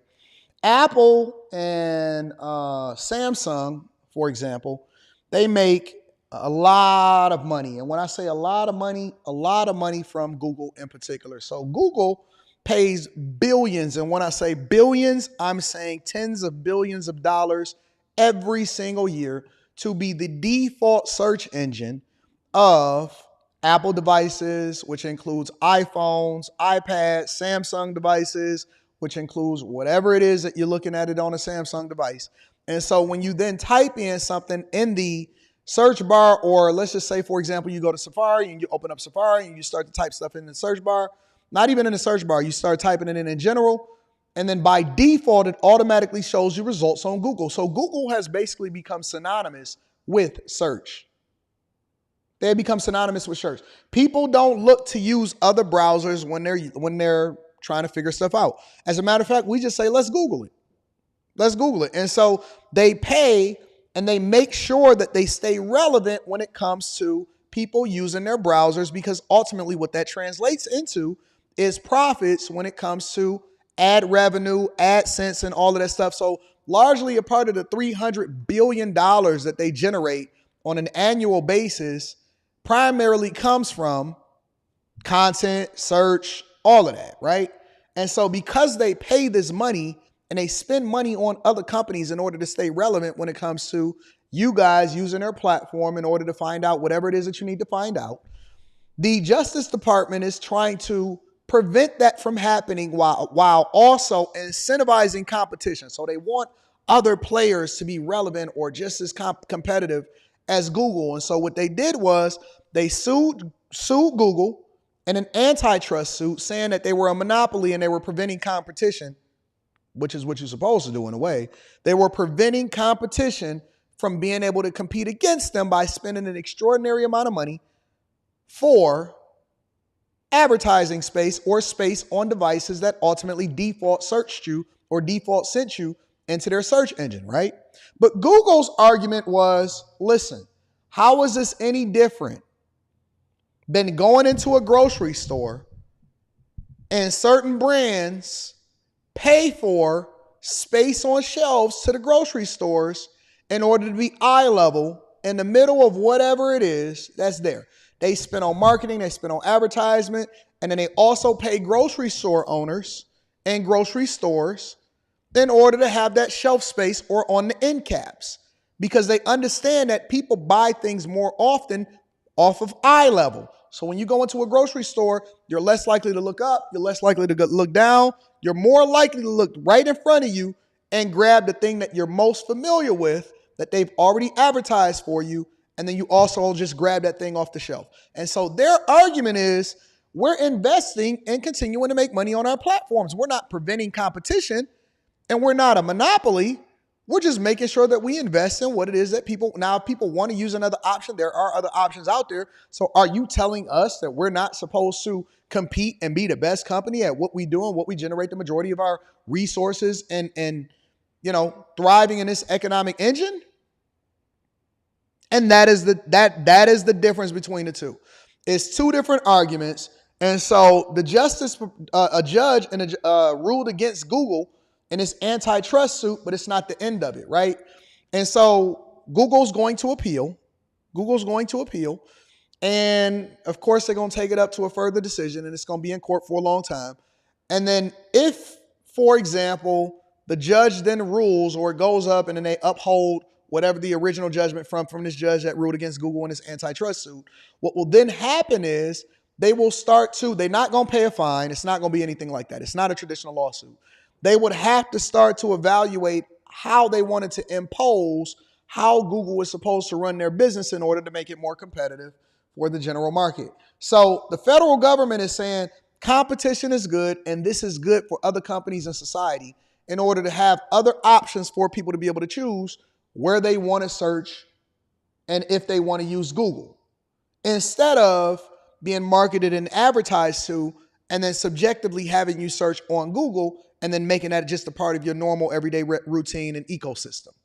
And that is the heart of it from a C student's perspective.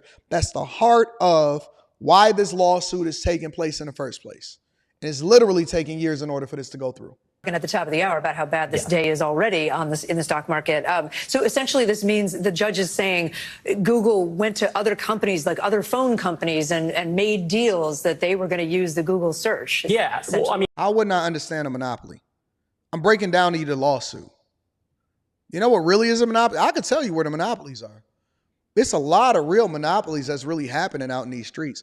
Energy companies a lot of times hold a monopoly in your cities.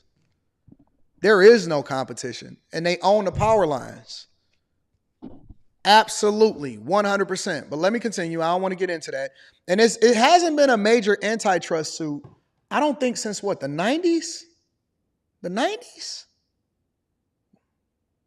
I mean, when you think about on all the devices that we have, if you're on a Mac, if you're on a browser, it's the software as well. In many cases, Google is the default browser. They're alleging that the way that they made themselves a default browser through some of these deals and agreements is antitrust. And has Google said anything to this point? Google has not responded. We did reach out to a request for comment. They haven't said anything so far, but we'll have to see, and we'll be keeping our ear to the ground. Is it too soon to ask if this changes how we use Google as a verb, Brian. Is it going to change how we search? Well, I mean, you would imagine that Google's defense of this would be, well, maybe our market share is so large because we're just the best search engine and we offer the best text ads that are out there. And they have argued that in court. Absolutely, I do think that they are the best search engine. 100%. I think that they are the best search engine. I think that we all can agree that they are the best search engine. I have argued that, but again, this judge didn't seem to agree with that. The real big question here, Kate, is what can be done about this, right? Google is already a massive company among other tech giants. What can be done here? We don't know. We'll have to see whether or not there's any sort of penalties, injunctions, or et cetera. All right, Brian. Let me see if I can get another view of this just to make sure that we capturing this from every angle. A federal judge has ruled against Google in a major antitrust case. It says the company acted illegally to maintain a monopoly of its search engine. For more, CBS News legal contributor and Loyola Law School professor Jessica Levinson joins us now. Jessica, good to see you. I think the numbers I saw were that Google has, 90% of the online searches overall and 95% if you're talking mobile. And the Justice Department is basically saying that they're charging these artificially high prices and getting lazy about searches and not really investing because everybody uses them anyway. Is that right? That's exactly right. That they are engaging in a monopoly here, that they're violating antitrust laws because they're boxing out competitors when it comes to their search engines, that they are paying billions of dollars to Apple, to Samsung to say, make us the default search engine on your browser, on your smartphone. And that by doing that, they're boxing out the competition, that nobody else can basically scale up and compete with Google when it comes to that search engine capacity. And so this is a case that deeply affects our ability to get information and how we get information.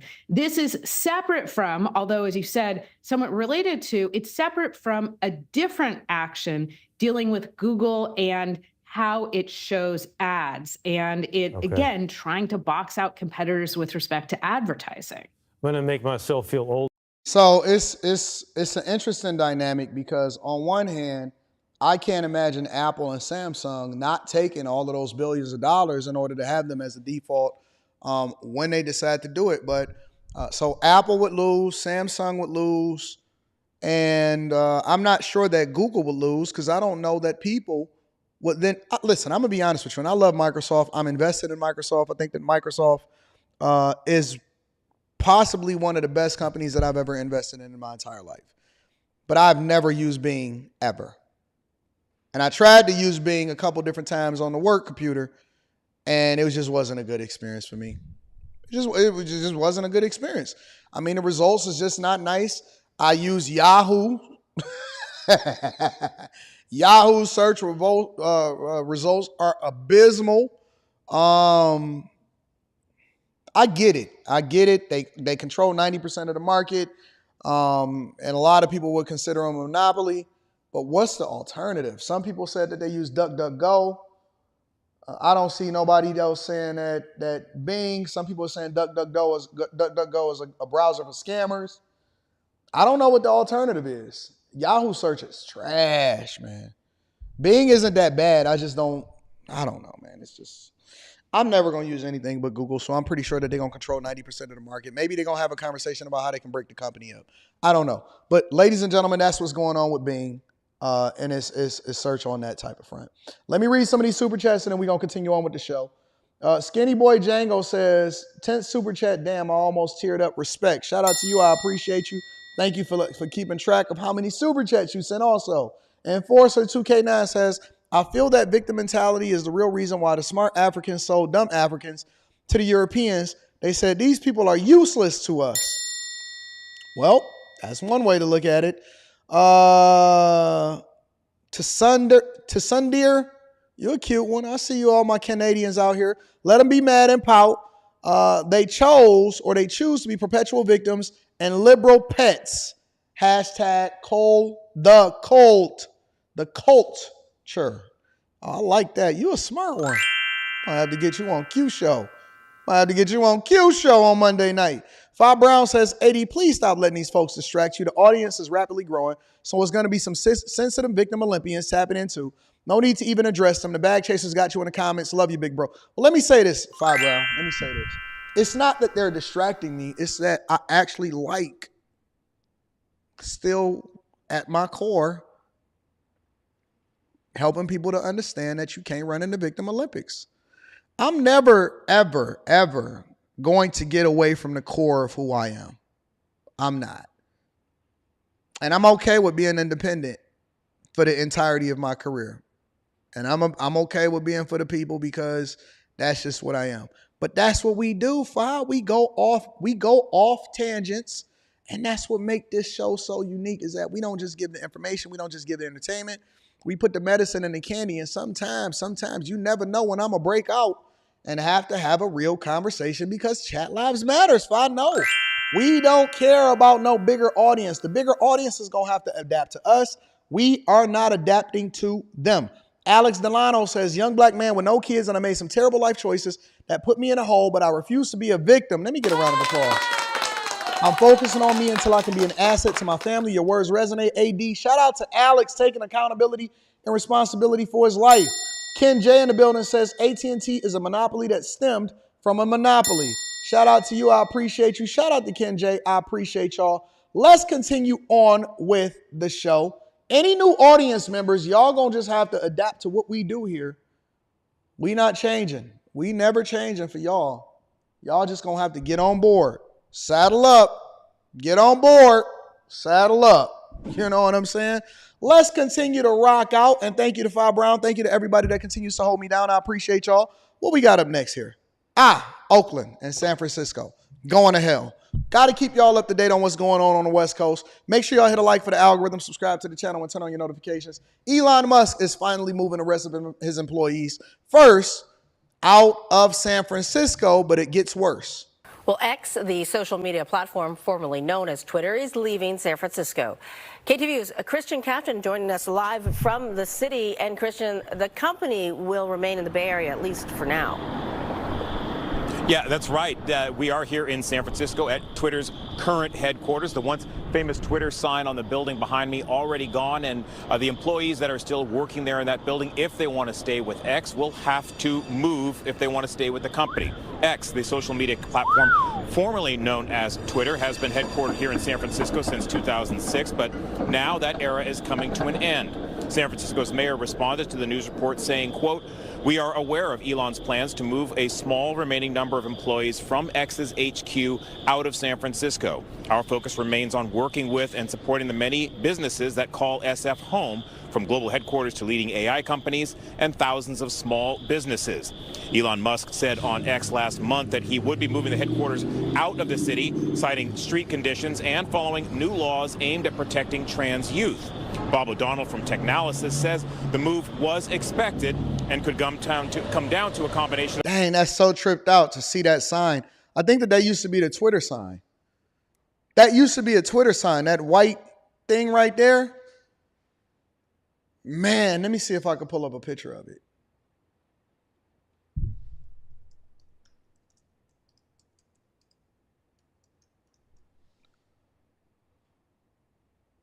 I'm pretty sure that it used to be the Twitter sign. Yep, it sure was. It sure was. This was the Twitter sign. It used to be a Twitter sign in San Francisco, and they've completely removed all branding whatsoever, and they basically saying that we no longer a part of this, and we getting out of here. Last person in San Francisco, turn the lights out. We finally moving the rest of our employees. Hey, if y'all still want to work at X, formerly known as Twitter, you're going to have to come over here to Texas with the rest of us. We not dealing with this junk no more. We tired of dodging gangs. We tired of getting charged high taxes. And we tired of being told what to do. And y'all supporting criminal organizations. And you continuing to have legislation that do the thing that's worse for our kids. Financial factors and political differences. I think at the end of the day, that's probably going to end up being a little bit of both. I'm sure there are economic reasons for doing this, but I'm sure he's also relishing in the fact that he thinks he's, kind of making this big political statement by moving people out. He is. He's making a massive political statement, and it's a lot of companies that's following him. We just did a report on Chevron leaving California the other day. Chevron is pulling out of California entirely. It's a ton of companies that are basically running away from every single corner of California, and it is becoming a desert, a wasteland. A lot of San Francisco. X will reportedly be moving employees to offices the company already has. Thank you for the super chat. I'm going to be reading that shortly. Employees will have to make the choice about whether or not to follow the company south, and the impact it'll have on San Francisco, well, that remains to be seen. I will be getting the heck we've been up out of reporting there, bro. that move out of San Me and Francisco my could come in kids. the next few weeks, but we don't know if this is only a first step before moving X out of California entirely. Now, we have tried reaching out to Elon Musk via the platform. He already said he's moving So far, everything we've out of not heard California. back. We're live in San Francisco. Christian Kaftan, KTVU. But that's not all. That's not the only thing that's going on out west. Let me bring y'all over there in Oakland. And this is one of the reasons why people are running away, because they don't feel like it's anything that could be done in order to stop these people from doing the worst things to the city. You know what? Honestly, like even when I was a young guy, when I was a very, very young guy and I was in my teens, I didn't want bad things to happen in my city. I didn't think that it was cool. Because I understood that painting a bad light on a city itself is ultimately going to be the worst thing for me, even as a very young guy. Over to the East Bay right now, Oakland police are looking for the gunman who shot and wounded 5 people during an illegal sideshow. It happened this past weekend, and it's far from the first time we're hearing about violence associated with illegal street shows. Here's NBC Bay Area's Valina Jones. Businesses and neighbors in the Diamond District say they're sick and tired of sideshow skid marks and shootings. We saw some, shell casings. Businesses were afraid to open. Security video shows hundreds of people gathering at the intersection of Fruitville and MacArthur just before 4 a.m. Sunday. A different angle shows the chaos as gunfire erupts and people start running and hiding behind cars and trees. On the video, you hear what sounds like more than 20 shots fired, the shooting leaving 5 people shot and gunfire also hitting the top of at least 2 nearby businesses. I feel like Oakland is becoming more of a safe haven for these crooks, right? And he literally just said it. This is a business owner that said, listen, Oakland has become a safe haven for criminal activity. Oakland has become a safe haven for criminals. So if you are a criminal and you want to do what you want to do and you don't want anybody to be able to stop you and you ain't got to worry about the police, because literally the police just put out a statement against the mayor in Oakland and said that, listen, everything is messed up. We don't have no police. There's no solutions to how we're going to fund fixing our city. Businesses are leaving. Residents are under duress. Old people feel like they're being attacked. It's over. It's over. I project within the next 3 to 4 years tops, 3 to 4 years tops, Oakland will be the next major city to file for bankruptcy. Given that there's no repercussions or consequences going to take place, they come out with their guns blazing. Other business owners say they're fed up and thinking of leaving the area. People don't want to invest money. For what? You endanger your life, endanger the life of your staff, just to try to make some living. Oakland has recently added some traffic measures in select areas in hopes of detouring sideshows. Tonight, a member of the Diamond Improvement District says they want to see similar solutions in their area. Super duper frustrating. We have these sideshows up and down MacArthur here in our neighborhood in the Diamond. And I live right close to a big intersection where we can hear the sideshows, and they completely interrupt our quality of life. Under an ordinance passed last year, organizers and promoters of sideshows could face 6 months of jail time or fines up to $5,000. Those who participate could also have their vehicles impounded if caught. It's a rule Councilmember Noel Gallo says needs strict enforcement. The laws are very clear that you cannot come here and destroy my streets and my city. But it doesn't matter if they're not going to enforce it. And even if the police catch them, they're just going to be right back out on the street, because we make it easy for criminals to be able to get away with stuff and we don't actually hold them accountable. And then when the tourists came in, for example, over there in San Francisco, this is what they had to see right in front of a police car. In San Francisco, a group of dirt bike riders and motorcyclists has been taking over the streets, doing donuts and wheelies on main thoroughfares and at tourist attractions. This is insane. Just last night, the riders were spotted by Lombards. This is a pretty girl right there. Don't let me get distracted. So what's being done to stop them? ABC 7 News reporter Suzanne Fawn tried to find out. She is live from the newsroom. Suzanne, I've seen them on the Embarcadero. It's dangerous. So many of us have seen them.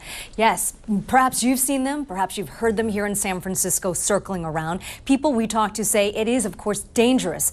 But riders, they keep getting away with it.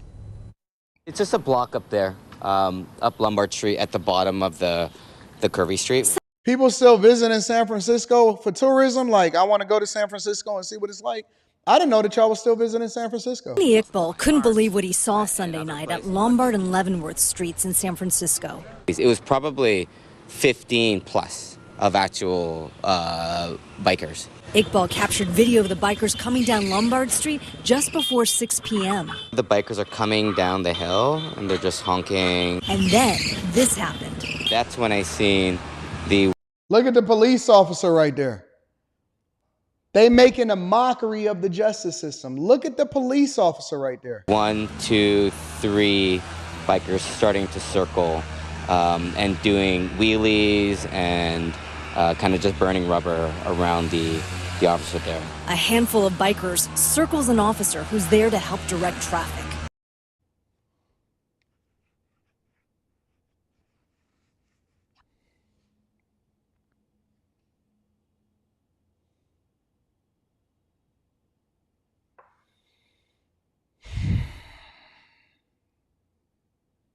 That's crazy. This is insane. This isn't. You went on vacation in San Francisco in 2016 and you never going again? It's worse in 2024. 8 years later, it's 10 times worse. I wonder if, because both of these cities, Oakland and San Francisco, are ran by diversity, equity, and inclusion female mayors. Women of color. You know, that covers the broad spectrum of things. They're ran by women of color. That's crazy. That's insane. I just found it interesting that it would happen with a officer. Look at the people They're walking definitely and watching. antagonizing. Iqbal said no police ever showed up. No one was arrested. Tourists who saw the video of the bikers find it hard to believe. They're a little crazy. I don't know what to say, but they were doing it just up there. It were the same guys I saw yesterday on Fisherman's Wharf. We showed Bernard Gettles the video of the bikers at Lombard Street. He and his family are visiting from Belgium and were shocked by what they saw at Fisherman's Wharf. He even got pictures of it. Motocross cycles who were masked, didn't wear helmets, but you couldn't recognize their faces. And they were doing all wheelies on the footpath and bringing the tourists in danger. Iqbal and other San Francisco residents say they've seen and heard the rowdy bikers before, along the Embarcadero, on the Bay Bridge, and by the Palace of Fine Arts. People can just kind of get away with stuff. All the activity raises questions and concerns. I was actually thinking, why on earth are they not being stopped by the police? This afternoon, the San Francisco Police Officers Association released this statement saying, quote, San Francisco police officers would like nothing more than to arrest each and every individual shown wreaking havoc on our streets in those videos. If we had the number of officers we should have, you would have seen a lot more of those bullies in cuffs. Nope. Defund the police. Defund the police. Nope, I'm not going for it. I want y'all to stay living it, because all of those same people was out there protesting with y'all. All of them was running around saying Black Lives Matters. They were saying defund the police. They thought that it was only going to hit the hood and the neighborhoods where they was burning up the auto zones and the Wendy's. Nope, it was coming straight into your neighborhoods, and nobody is tripping about it. Defund it. Don't add no more police officers. We don't want no more people coming in and trying to help in the community. Let them get away with it. Let y'all police. I am a huge advocate of you need to stay where you don't run, don't move, don't try to go to another community and bring your voting habits to it. Don't run to Texas. Don't do none of that. Stay exactly where you are. And police yourselves. Police yourselves. You asked for this. You wanted London Breed as your mayor. You wanted Shane Towell as your mayor. You wanted Gavin Newsom as your governor. You wanted to defund the police. You wanted to let illegal migration come into your cities. You wanted to have easy ways for people to get out of jail and no bail system. And you wanted to support the criminals and release a bunch of them over to your streets. This is the result of it. This is why I say a lot of these Democratic cities have become hellholes. And I don't feel sorry for them. I don't feel sorry for them even a little bit. I am not even remotely concerned about what the hell is going on over in San Francisco. I don't never have to visit some of these places. Somebody asked me the other day and they said, let me get this back up here. Somebody asked me the other day and they said, Anton, when you going to have a meetup over here or when you going to have a meetup over there? Man, I don't ever have to visit that. The world is massive. I had a dude that was feeling butthurt at the fact that I addressed him and I dealt with him a certain way and people was, oh, he'd never show up in Chicago. I don't want to go to that hellhole of a city. You stuck there. I don't have to go there. I walk around comfortably every single day. I go to Houston. I go to DC for my meetups. I go to New York. I have it right here in Detroit. I go in Vegas. I go visit the places. Miami. I'm down in the places that I like, that I love. I go to Dallas. We had a phenomenal meetup in Dallas. I don't want to go to Chicago. I don't want to go to Oakland. I don't want to go and visit San Francisco. Listen, I don't have to see that whole left side of the map, that whole California side of that map. I don't have to see none of it. I ain't tripping off of it. When I go to California or the LA area, I'm not even in LA. I don't want to visit your shithole cities.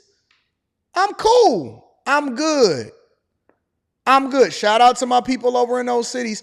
But people, you can't step foot in this. What makes you think that I want to go back to the hood? You ignorant imbecile.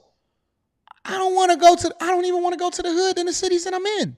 I do it because I have to do the community service and make sure that I pour into the kids and go and speak at the schools and all of that. You seen the dude that was like that called on the phone and was like, yo, Anton, thank you for coming to the school and speak to. I go and speak to the kids in my community because I have a vested interest in these people becoming successful here and I love my community. But I'm not going to go out of my way to spend money to go out of town to visit these trash cities. Why would I go to Chicago when I can go right over up the street to Pittsburgh? It's the same distance both ways. I like Pittsburgh. I don't like visiting Chicago. I don't want to see a bunch of migrants inside of the airport. Why would I want to visit y'all trash cities? Get out of here. Get out of here with that stuff. Sounding crazy.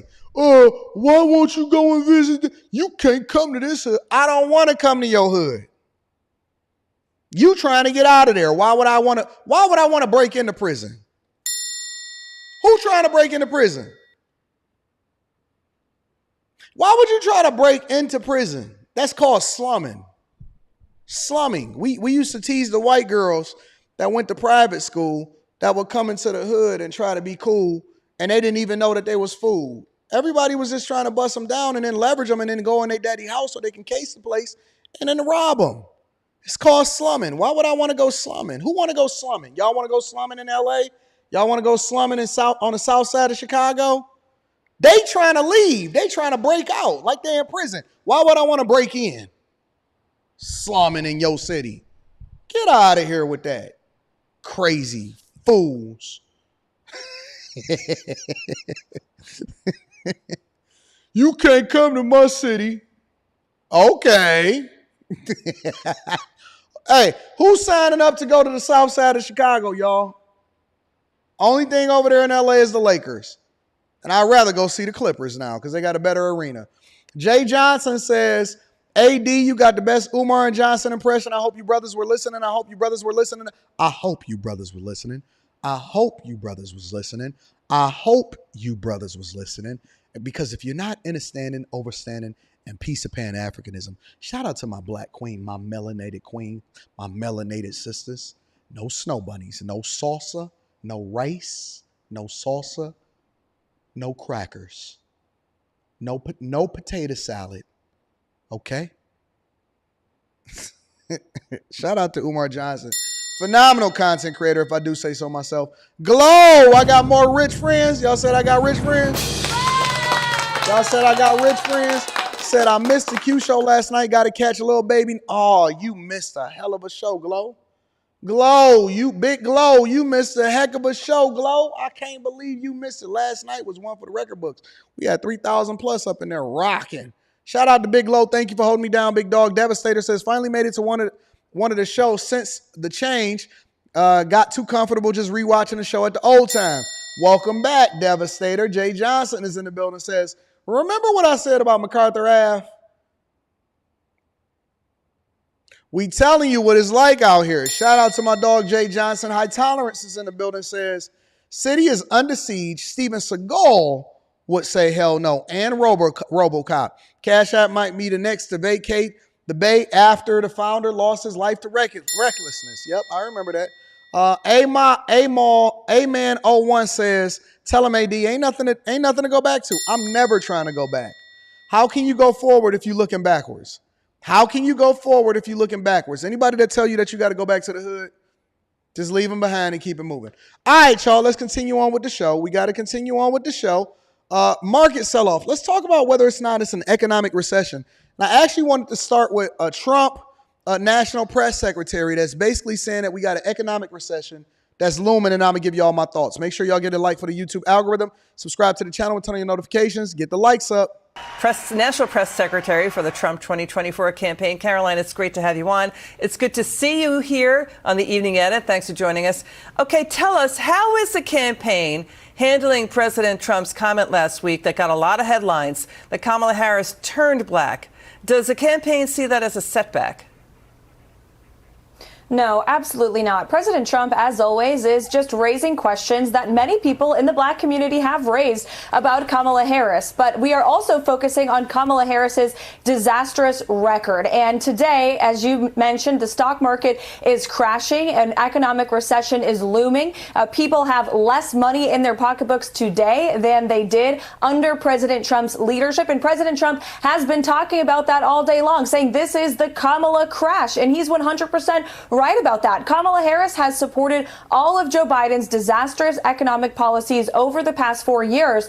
And as your previous guest was saying, she hasn't answered a single question from the press since becoming the Democrat Party's nominee. Her campaign website does not have any policy plans. Voters deserve to hear from her on what she's going to do to fix this economy. She's been on the record saying she wants to ban fracking. She's been on the record saying that she supports a tax increase for 91% of the population. We know President Trump wants to bring down the cost of living in this country. Kamala Harris has proven to be a failure when it comes to the economy, and she needs to answer for it. Okay, Kamala. And you are 100% correct, Tynesha. You are 1,000. Let me get a round of applause for the bag chasers. Make sure y'all tap into the Patreon. Link is in the description as well as pinned to the top of the chat. We're going to be doing Stock Club soon. I had to release a video yesterday and get that done. But that does mean that stocks are on sale. And one of the things that I teach is, well, I don't really want to talk about it out here to y'all. What can I say? What can I say that's not Patreon exclusive content that we break down? Dollar cost average. Dollar cost average, right? For those of us that understand and those of us that know, we look at a market sell-off or economic recession as an opportunity. We don't look at it the same way that y'all see it. We see that things are on sale. We go dollar cost average. Dollar cost averaging is basically you are automating the investment process and you're not touching it. You're not modifying the investment process. You're just going to continue to leverage it and benefit long term, because every financial decision that we make, especially as bag chasers, is a long-term plays. We don't go short term. We do pivot based off of economic realities. We absolutely make sure that we capitalize on the long-term play. We don't look at a market sell-off or a market crash as a bad thing. We get excited. I get excited. I get giddy. When I see that things are down, I'm like, oh my God, it's going to be time to absolutely benefit as a result of it. So I'm kind of glad. I'm somewhat thankful at the inadequacies of the Biden and Harris administration and them completely ruining y'all economy and preventing y'all from being able to buy milk and groceries at the grocery store. You know why? Because repossessions is up and foreclosures is up. And the stock market is absolutely having a corrective moment at this time. And what that does is it presents for me an opportunity to take advantage of our economic reality. I learned this during the 2008 recession. I kicked myself in the butt. I was absolutely sad that my lifestyle, and I had lifestyle creep, and I had adjusted my lifestyle to the amount of money that I was making. And then when I was going through it and I wound up losing my job at the plant, that I had to suffer and I couldn't take advantage of what was going on. Boy, if I was able to take advantage of what was going on in 06, 07, and 08, those years specifically, man, I would have absolutely been 100 millionaire plus at this time. Everything was on discount. Everything was for sale. Everything was for sale. Man, you could have got everything for a song and a dream. You would have had thousands of percents of returns in the market itself and the real estate market all across the place. I remember that I had went to Vegas. I think it was like 08, 09. I had went to Vegas or something like that. And the Uber drivers was like, man, listen, bro, it's bad. It's bad. It is horrible out here. You can get anything you want for any price you want. Women, real estate, all of it. And so the way that we look at it as an opportunity to continue to capitalize, because this is when you get really rich. I said that during the pandemic and people didn't pay attention to me. I said that during the pandemic and people did not pay attention. Hopefully you catch it for the third time around, because I say it all the time. And every time we start to see a little bit of a correction, I say, listen, we like this. We like this. We don't sell, we add on to our portfolio. But we're going to go over it in Stock Club. Let's continue. Kamala Harris rejects President Trump's request to a debate on Fox before a live audience. James Carville says she should do that. You know, the question is she afraid? If she's afraid of that, how's she going to handle Russia, China, and Iran? You know, the last time she was a primary candidate, she polled dead last. We want to show this sound, though. You're going to hear from that reports about Democrat insiders are worried about her incoherent remarks. For instance, you know, Caroline, at one time she claimed everyone's computer data literally exists above us in a cloud. I mean, they're in physical computer servers on the ground. Let's get your reaction to that. And Democrat strategist David Axelrod saying this talk of Kamala Harris momentum is irrational exuberance. He says it's still Trump's race to lose. Watch. No longer are you necessarily keeping those private files in some file cabinet that's locked in the basement of the house. She looked way different in 2010, didn't she? She looked way different. I ain't gonna say it, but she looked different in 2010. Let's see how sound she is as far as her understanding of exactly how technology works. She looked different, though. On your laptop, and it's then therefore up here in this cloud that exists above us, right? Mm-hmm. It's no longer in a physical place. I am here, standing here on the northern flank, on the eastern flank, talking about what we have in terms of the eastern flank and our NATO allies, and what is at stake at this very moment. The United States shares a very important relationship, which is an alliance with the Republic of North Korea. And it is an alliance that is strong and enduring. You know, there's a lot of irrational exuberance on the side of, on the Democratic side of the aisle right now. But it is absolutely Trump's race to lose right now. He is ahead, and he is ahead in most of the battleground states. Final word. Are y'all seriously taking this woman serious as far as how y'all gonna vote? Honest to God, I'm just curious. Are y'all taking this woman serious? Do I have to do another Judge Joe Brown impression so we can really get down to the brass tacks of things? Let's go back into the market itself and have a conversation about what we're seeing in the market right now. Not live, but in general, as far as the general sentiment of the market. Here was some of the scuttlebutt we were hearing at the end of the trading day today that some are hoping to see sooner rather than later, that the Federal Reserve isn't only inclined now to start cutting interest rates as soon as the September meeting, but some are thinking even sooner, a cut before a meeting. That would be very, very unusual. I want to talk to Peter Tuchman about that, New York Stock Exchange trade. He's at the New York Stock Exchange. Peter, how did we go from watch inflation, Federal Reserve, to watch what you're doing because we're now in a recession, Federal Reserve? How did we do a 180? You know what? Look, as we remember, you and I talked on Friday whether they were catastrophizing the situation. I think we need to really address the fact that this perfect storm really has been circling and marinating all weekend long. So we obviously had the Fed that did not give a lot of clarity on Wednesday about when that cut was going to be, whether it was September. Then we had Friday's economic data that came out, which showed a boost in unemployment. That was not good. Then we had a week.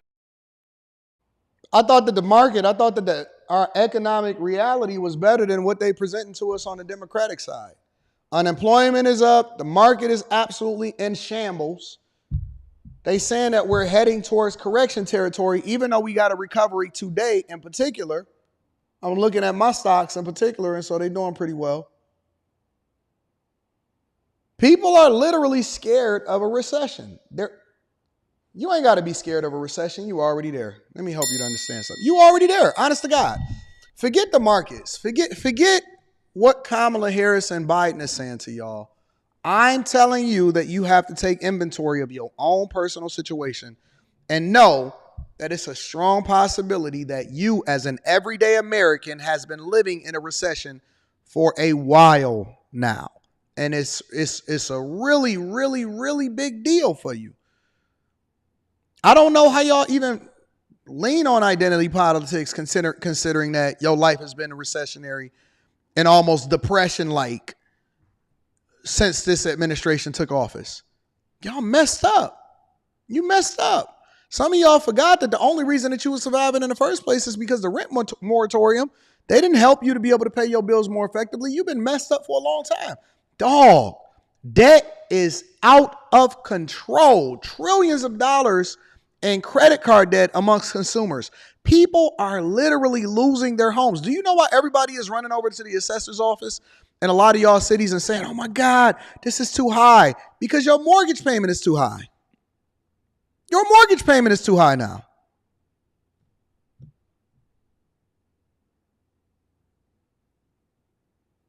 Your mortgage payments are too high. And when I say the payment, let me revise it. Let me be more technically sound with my assessment. The payment that you're making towards your house, not a mortgage payment, because the mortgage payment is separate from the escrow that you have that ultimately go to the property taxes and the insurance that you're supposed to pay. Otherwise, it's going to be a problem with the mortgage company because they're requiring you to have insurance and maybe even a PMI in which you're paying for private mortgage insurance just in case you default because you put down less than 20%. People are losing their homes. They falling into default when it comes to property taxes. And I'm not even going to talk about repossessions. Repossessions are skyrocketing. I think I might do a little bit of a segment tomorrow on how bad repossessions are. A lot of people have already been suffering for a long time. So the question that you got to ask yourself is a couple of different things. How do I pivot? How do I learn from this? And how do I make the adjustment so that I'm not continuing to have a fucked up life, have a messed up life, and it's not as bad as I thought it was going to be? Do I vote a certain way so that they can continue to hand me scraps while not having me to have the opportunities to continue to pull my family out of poverty? And what am I going to do in the next cycle in which I have an opportunity to really pivot and take advantage of it? Maybe I need to join the bag chasers. Maybe I need to align with a group of people. Maybe I need to learn so that you'll have the information and be able to execute when an opportunity presents itself. And that's what success looks like. Most people are messed up. Most people are absolutely jacked up. Jacked up. 100%. I see them every day. They might flex for y'all on the gram, but they crying to y'all. They crying in their mama's basement when they get home. They may take a picture in front of my car.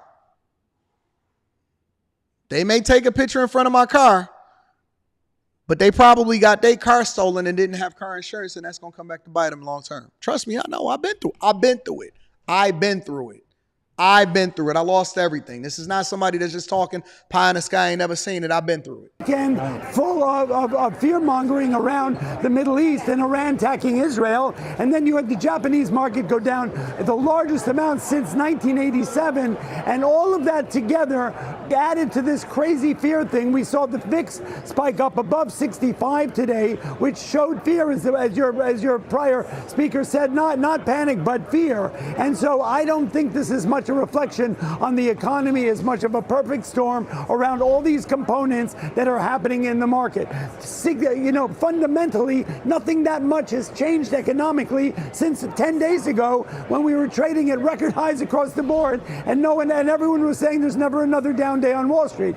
Nothing fundamentally has changed. Okay, a couple of components have, but when the market can handle virtually anything when it is fed it one or two things at a time. But when you've got a weekend plus this storm plus the Japanese stock market crashing, basically, I think that's what caused today's sell-off.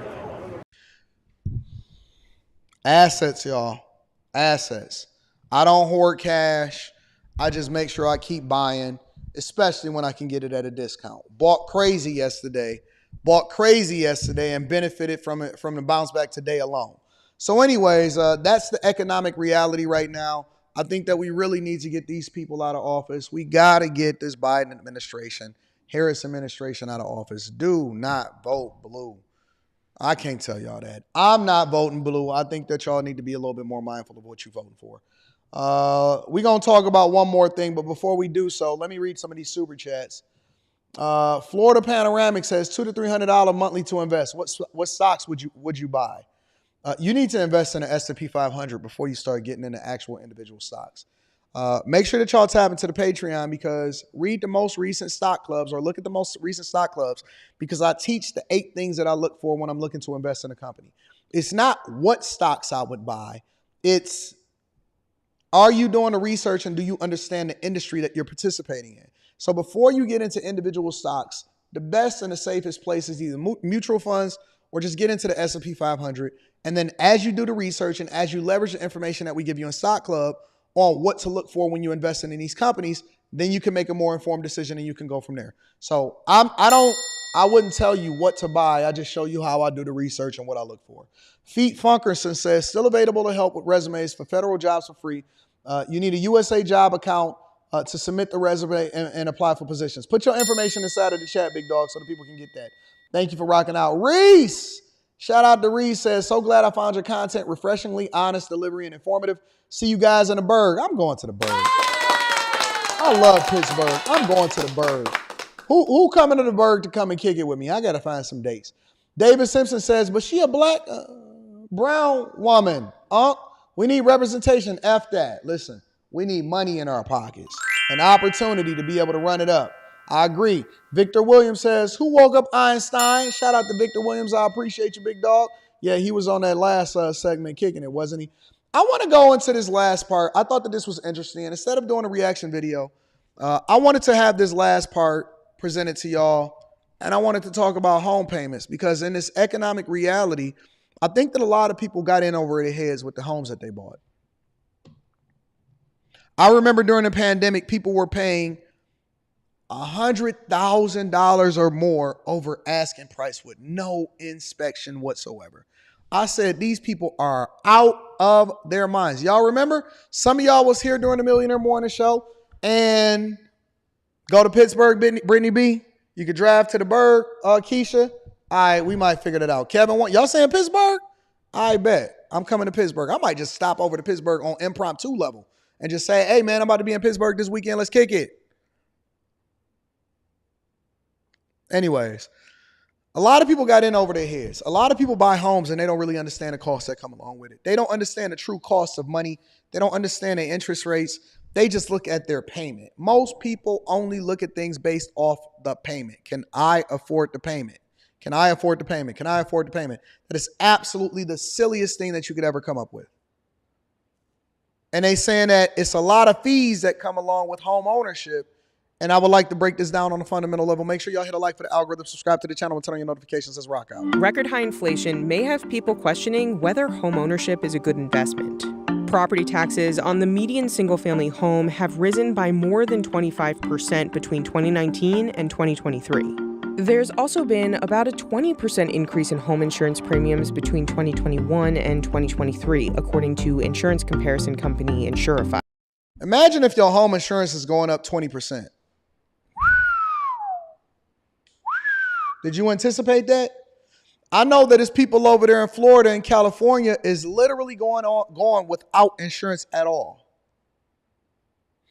People over in Florida and California, insurers are pulling out. The ones that are left are hiking up premiums. They don't even want to insure you. And they getting out of the game. They getting out of the market altogether. Some people's insurance is insane. It's out of control. And then people that can have insurance on their home, their insurance has skyrocketed by over 20%. Insurify estimates rates will rise another 6% by the end of 2024. What many have failed to anticipate is the rise in both property taxes, and that's correlated to the rise in the value of their home, something that at some level helps them, as well as the increased cost of paying for that insurance. 82% of recent home buyers said they regret their purchase, with Woo-wee! Let me say that again. Woo! 82% of recent home buyers. Remember they kept telling y'all to jump out there and jump off a ledge? 82% of recent home buyers regret their purchases. That's a lot. That's a lot. That's a huge number. Because A, property taxes is already going to go up, especially if you're over there in Chicago. Their property taxes is already out of control. But property taxes is going to go up. Insurance is going to go up. Maintenance costs going to go up. HOA fees is out of control. And interest rates is high. And most of y'all never pay off y'all home. Y'all just look to pull the equity out of it so that you can go on vacations to Tulum or go to Dubai. Pull the money out of your crib thinking that you're going to go and buy another place. Can't carry the mortgage, and now you hit. Now you're hit. And the true cost of home ownership, especially when you're talking about the maintenance, don't need a roof. Don't need a roof. Don't have leaks in your roof, putting a tarp over your roof. I've seen some of y'all putting tarps over your roof as you ain't had the ability to be able to fix it. Don't need a roof. Don't let that water heater go out. Don't let the air go out. Now you just got the fan. You going to Home Depot to go and get you some regular fans. Because the central air, a lot of people I be seeing them that get a little bit of money and they not able to maintain it. Oh man, I'm about to buy me $1 million, $2 million house. Can you afford the property taxes for the next 30 years? Because that's a cost. Can you deal with the maintenance that come along with it? That's why when people try to stunt and they be like, oh man, I live in a multi-million-dollar house. You got a multi-million-dollar mortgage and maintenance that go along with it, and you probably got a smaller pool of buyers to be able to offload that house on. And so that's a problem. I got more love and more respect for people that just have a regular everyday house that paid it off and don't have no debt that come along with it than people that got a huge mortgage just to say that they live in a multi-million-dollar house.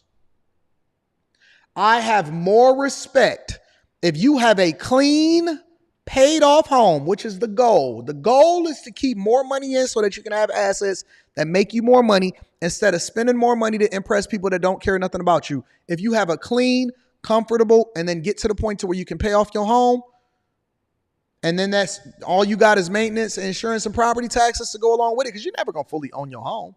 You're never going to fully own your home. As long as you have to pay rent and property taxes, you're never going to fully own your home. So if you can reduce the cost of living while also expanding your experiences, that's what life is about. Life is not about the dwelling. Listen, I want you to get your dwelling. If you get a multi-million-dollar, that's phenomenal. I'm not tripping off of that. But what I'm saying is play an actual wage. Play an actual wage. W-A-G-E, not A-G-E, W-A-G-E. Play an actual wage and get that junk paid off and then live the life that you want to live. If you have a clean and paid off home, I have greater accolades for your ability to be disciplined. And then maybe you trade up. Maybe you You know what I'm saying? Do a 1031 exchange and get an equal or greater value one. And then you pay that off and you put some money with it. I'm with it.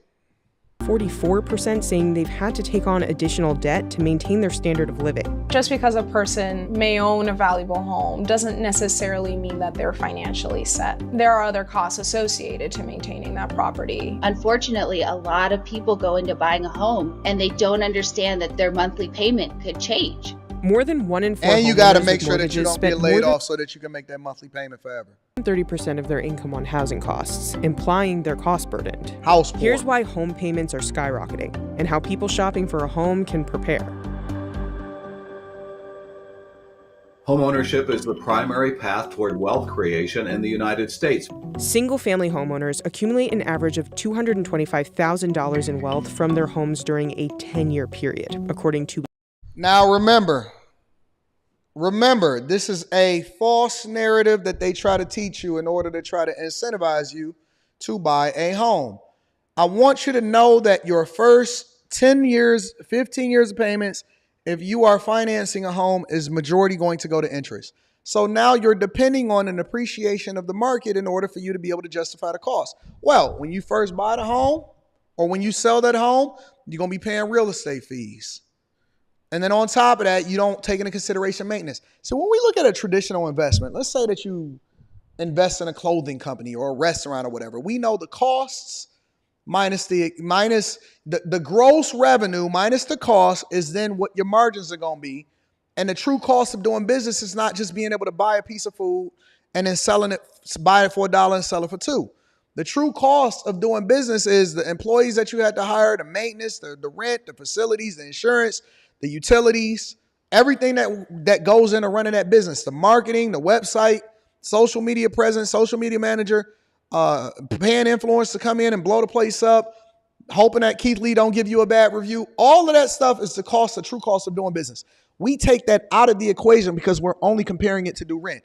And that's why you have to start looking at it from a business perspective. Everything you do, look at it from a business perspective. Even if you love the person, look at your relationship and understand whether it's a good business move, because it could be disastrous for you. When it comes to buying a house, you got to look at it the same way. You cannot look at it and just say, well, but my house appreciated $100,000, $200,000. Okay, so let's say that your house appreciated and then you got to pay the real estate fees that go along with it when you sell it, and maybe some taxes. But did you also take into consideration all of the maintenance costs that went into it? The fact that you had to repair the roof, all of that. You see what I'm saying? So the true opportunity cost is banking on appreciation. And when in reality, if you're living in the home, you should not be looking at it as an investment. I hate to say that to y'all. If you're living in the home, you should not be looking at it as an investment because you don't even take into consideration the true cost of what that property is. And so we look at net worth as far as the appreciation of the home, but we really don't take into consideration what the true cost is. And that's where the finesse is. That's what the banks are trying to convince y'all not to pay attention to, because they just want you to pay the fees and the interest that come along with it, and they want you to refinance at a different rate and to be able to get a HELOC and get the fees off of it again. And that's how the banks make money.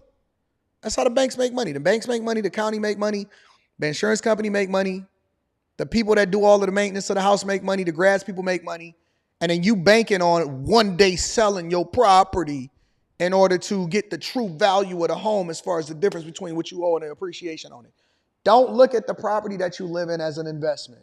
Look at it as a dwelling. Look at it as a place that you're supposed to protect yourself from the elements, keep your kids safe, be able to allow for them to be able to go to school. And then if you get a little bit of appreciation on top of that, okay, cool. Put that into my net worth. But that's not something that you can tangibly pull out, or you shouldn't be tangibly pulling that out, because then you're giving it over to the bank.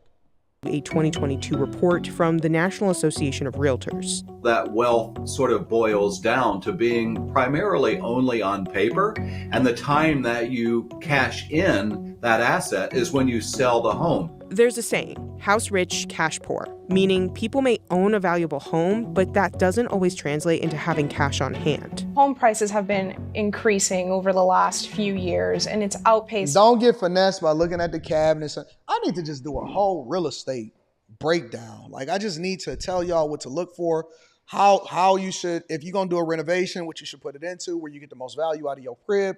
I just really need to do a whole breakdown of that. Maybe that'll do an exclusive. Income for the average consumer. That's a problem because that creates an affordability crisis for the average person. This can be a problem because as the value of a home rises, so does the cost to maintain it. Property taxes are one of the costs that can increase with the value of the home. Homeowners whose properties were reassessed between 2019 and 2023 amid skyrocketing valuations saw an increase in taxes. Oh, so wait a minute. Did you take into consideration the property taxes that you pay every year? You didn't take that into consideration? When they reappraise your home, or they say, well, your home is appreciated this much, this is how much the value of it is, guess what? They raise the property taxes to go along with it. Go and check the people over there in Cook County that's saying, oh my God, I can't believe it. They banging their arms over at the assessor's office. My property taxes went up 86%. That shouldn't be accurate. I thought that you liked the value of your home going up. I thought you liked the value of your home going up. The median taxes for properties that were reassessed increased more than $600 for the year between 2019 and 2023. Local municipalities can do these. Each local government has a different form of them in certain areas where they go, we're going to do an assessment because we need to build some new infrastructure for something. And this is how we're going to raise the funds for it. And so that's another important thing with your realtor is to talk about, has the town and county been talking about any sort of assessment like this coming up? Have you heard anything? If your realtor says... And somebody mentioned escrow. Let me also say this. Let's say, for example, because a lot of these mortgages that y'all have, they automatically take out for property taxes, or they put it in escrow and property taxes. So y'all need to start reading y'all statements, okay? I want you to read your statements. If you look at your statement, is money that goes into insurance. Sometimes insurance is a part of that payment. The actual mortgage, which you can see how much you're paying in interest, and hardly none of it is going to the principal, especially if you pretty new as a homeowner. And then last but not least, you have escrow. Now, escrow is where they basically hold the money and then disperse it to whatever your county is or whatever like that once the taxes is due on those particular properties. Now, if they improperly, right, if they undervalued how much the house was or undervalued how much you was going to be assessed, you have to pay the difference. If they underfund your escrow that then disperses over to whatever your county is, you got to pay the difference. Or guess what? They're going to adjust it again, and then they're going to take even more out next time in order to cover for the lack thereof. You got to cover the difference either way. Scam. Says, I don't know, then go get a new realtor right away because they should be following all this stuff because they are your advocate and they're your guide. An expert had told me that property taxes rarely go down. Bernard, send me that story. Anton Daniels. Property tax increases in the past 4 years varied by state, with New Jersey, Connecticut, and I didn't even take into consideration HOA fees if y'all live in a condo or a place that has an association. I did not even take into consideration HO fees, and HOA fees are killing people in Florida right now. HOAs are charging people. Some of these buildings, they assessing $100,000 per couple in order to get things fixed, and they requiring the payment is immediate. Telling y'all, man, y'all need to be careful. Y'all need to be absolutely careful. Anyways, let me get y'all up out of here for the day because it is over the time, and I need to go over to the other channel and do a video on this whole Kamala Harris VP pick situation. All right. Let me read this last super chat, and then I'm going to get y'all up out of here for the day. Thank y'all for rocking out with me. It's been a great show. Sometimes I got to bring y'all to the front of the congregation. Let me give a shout out to Regime. Regime says property value jumping has been a big problem in Kansas City in the past 4 years. Legal way for them to increase property taxes without a vote. That is absolutely correct. But if you know, you know. The more educated you are, the more you can assess and make an educated opinion, or make an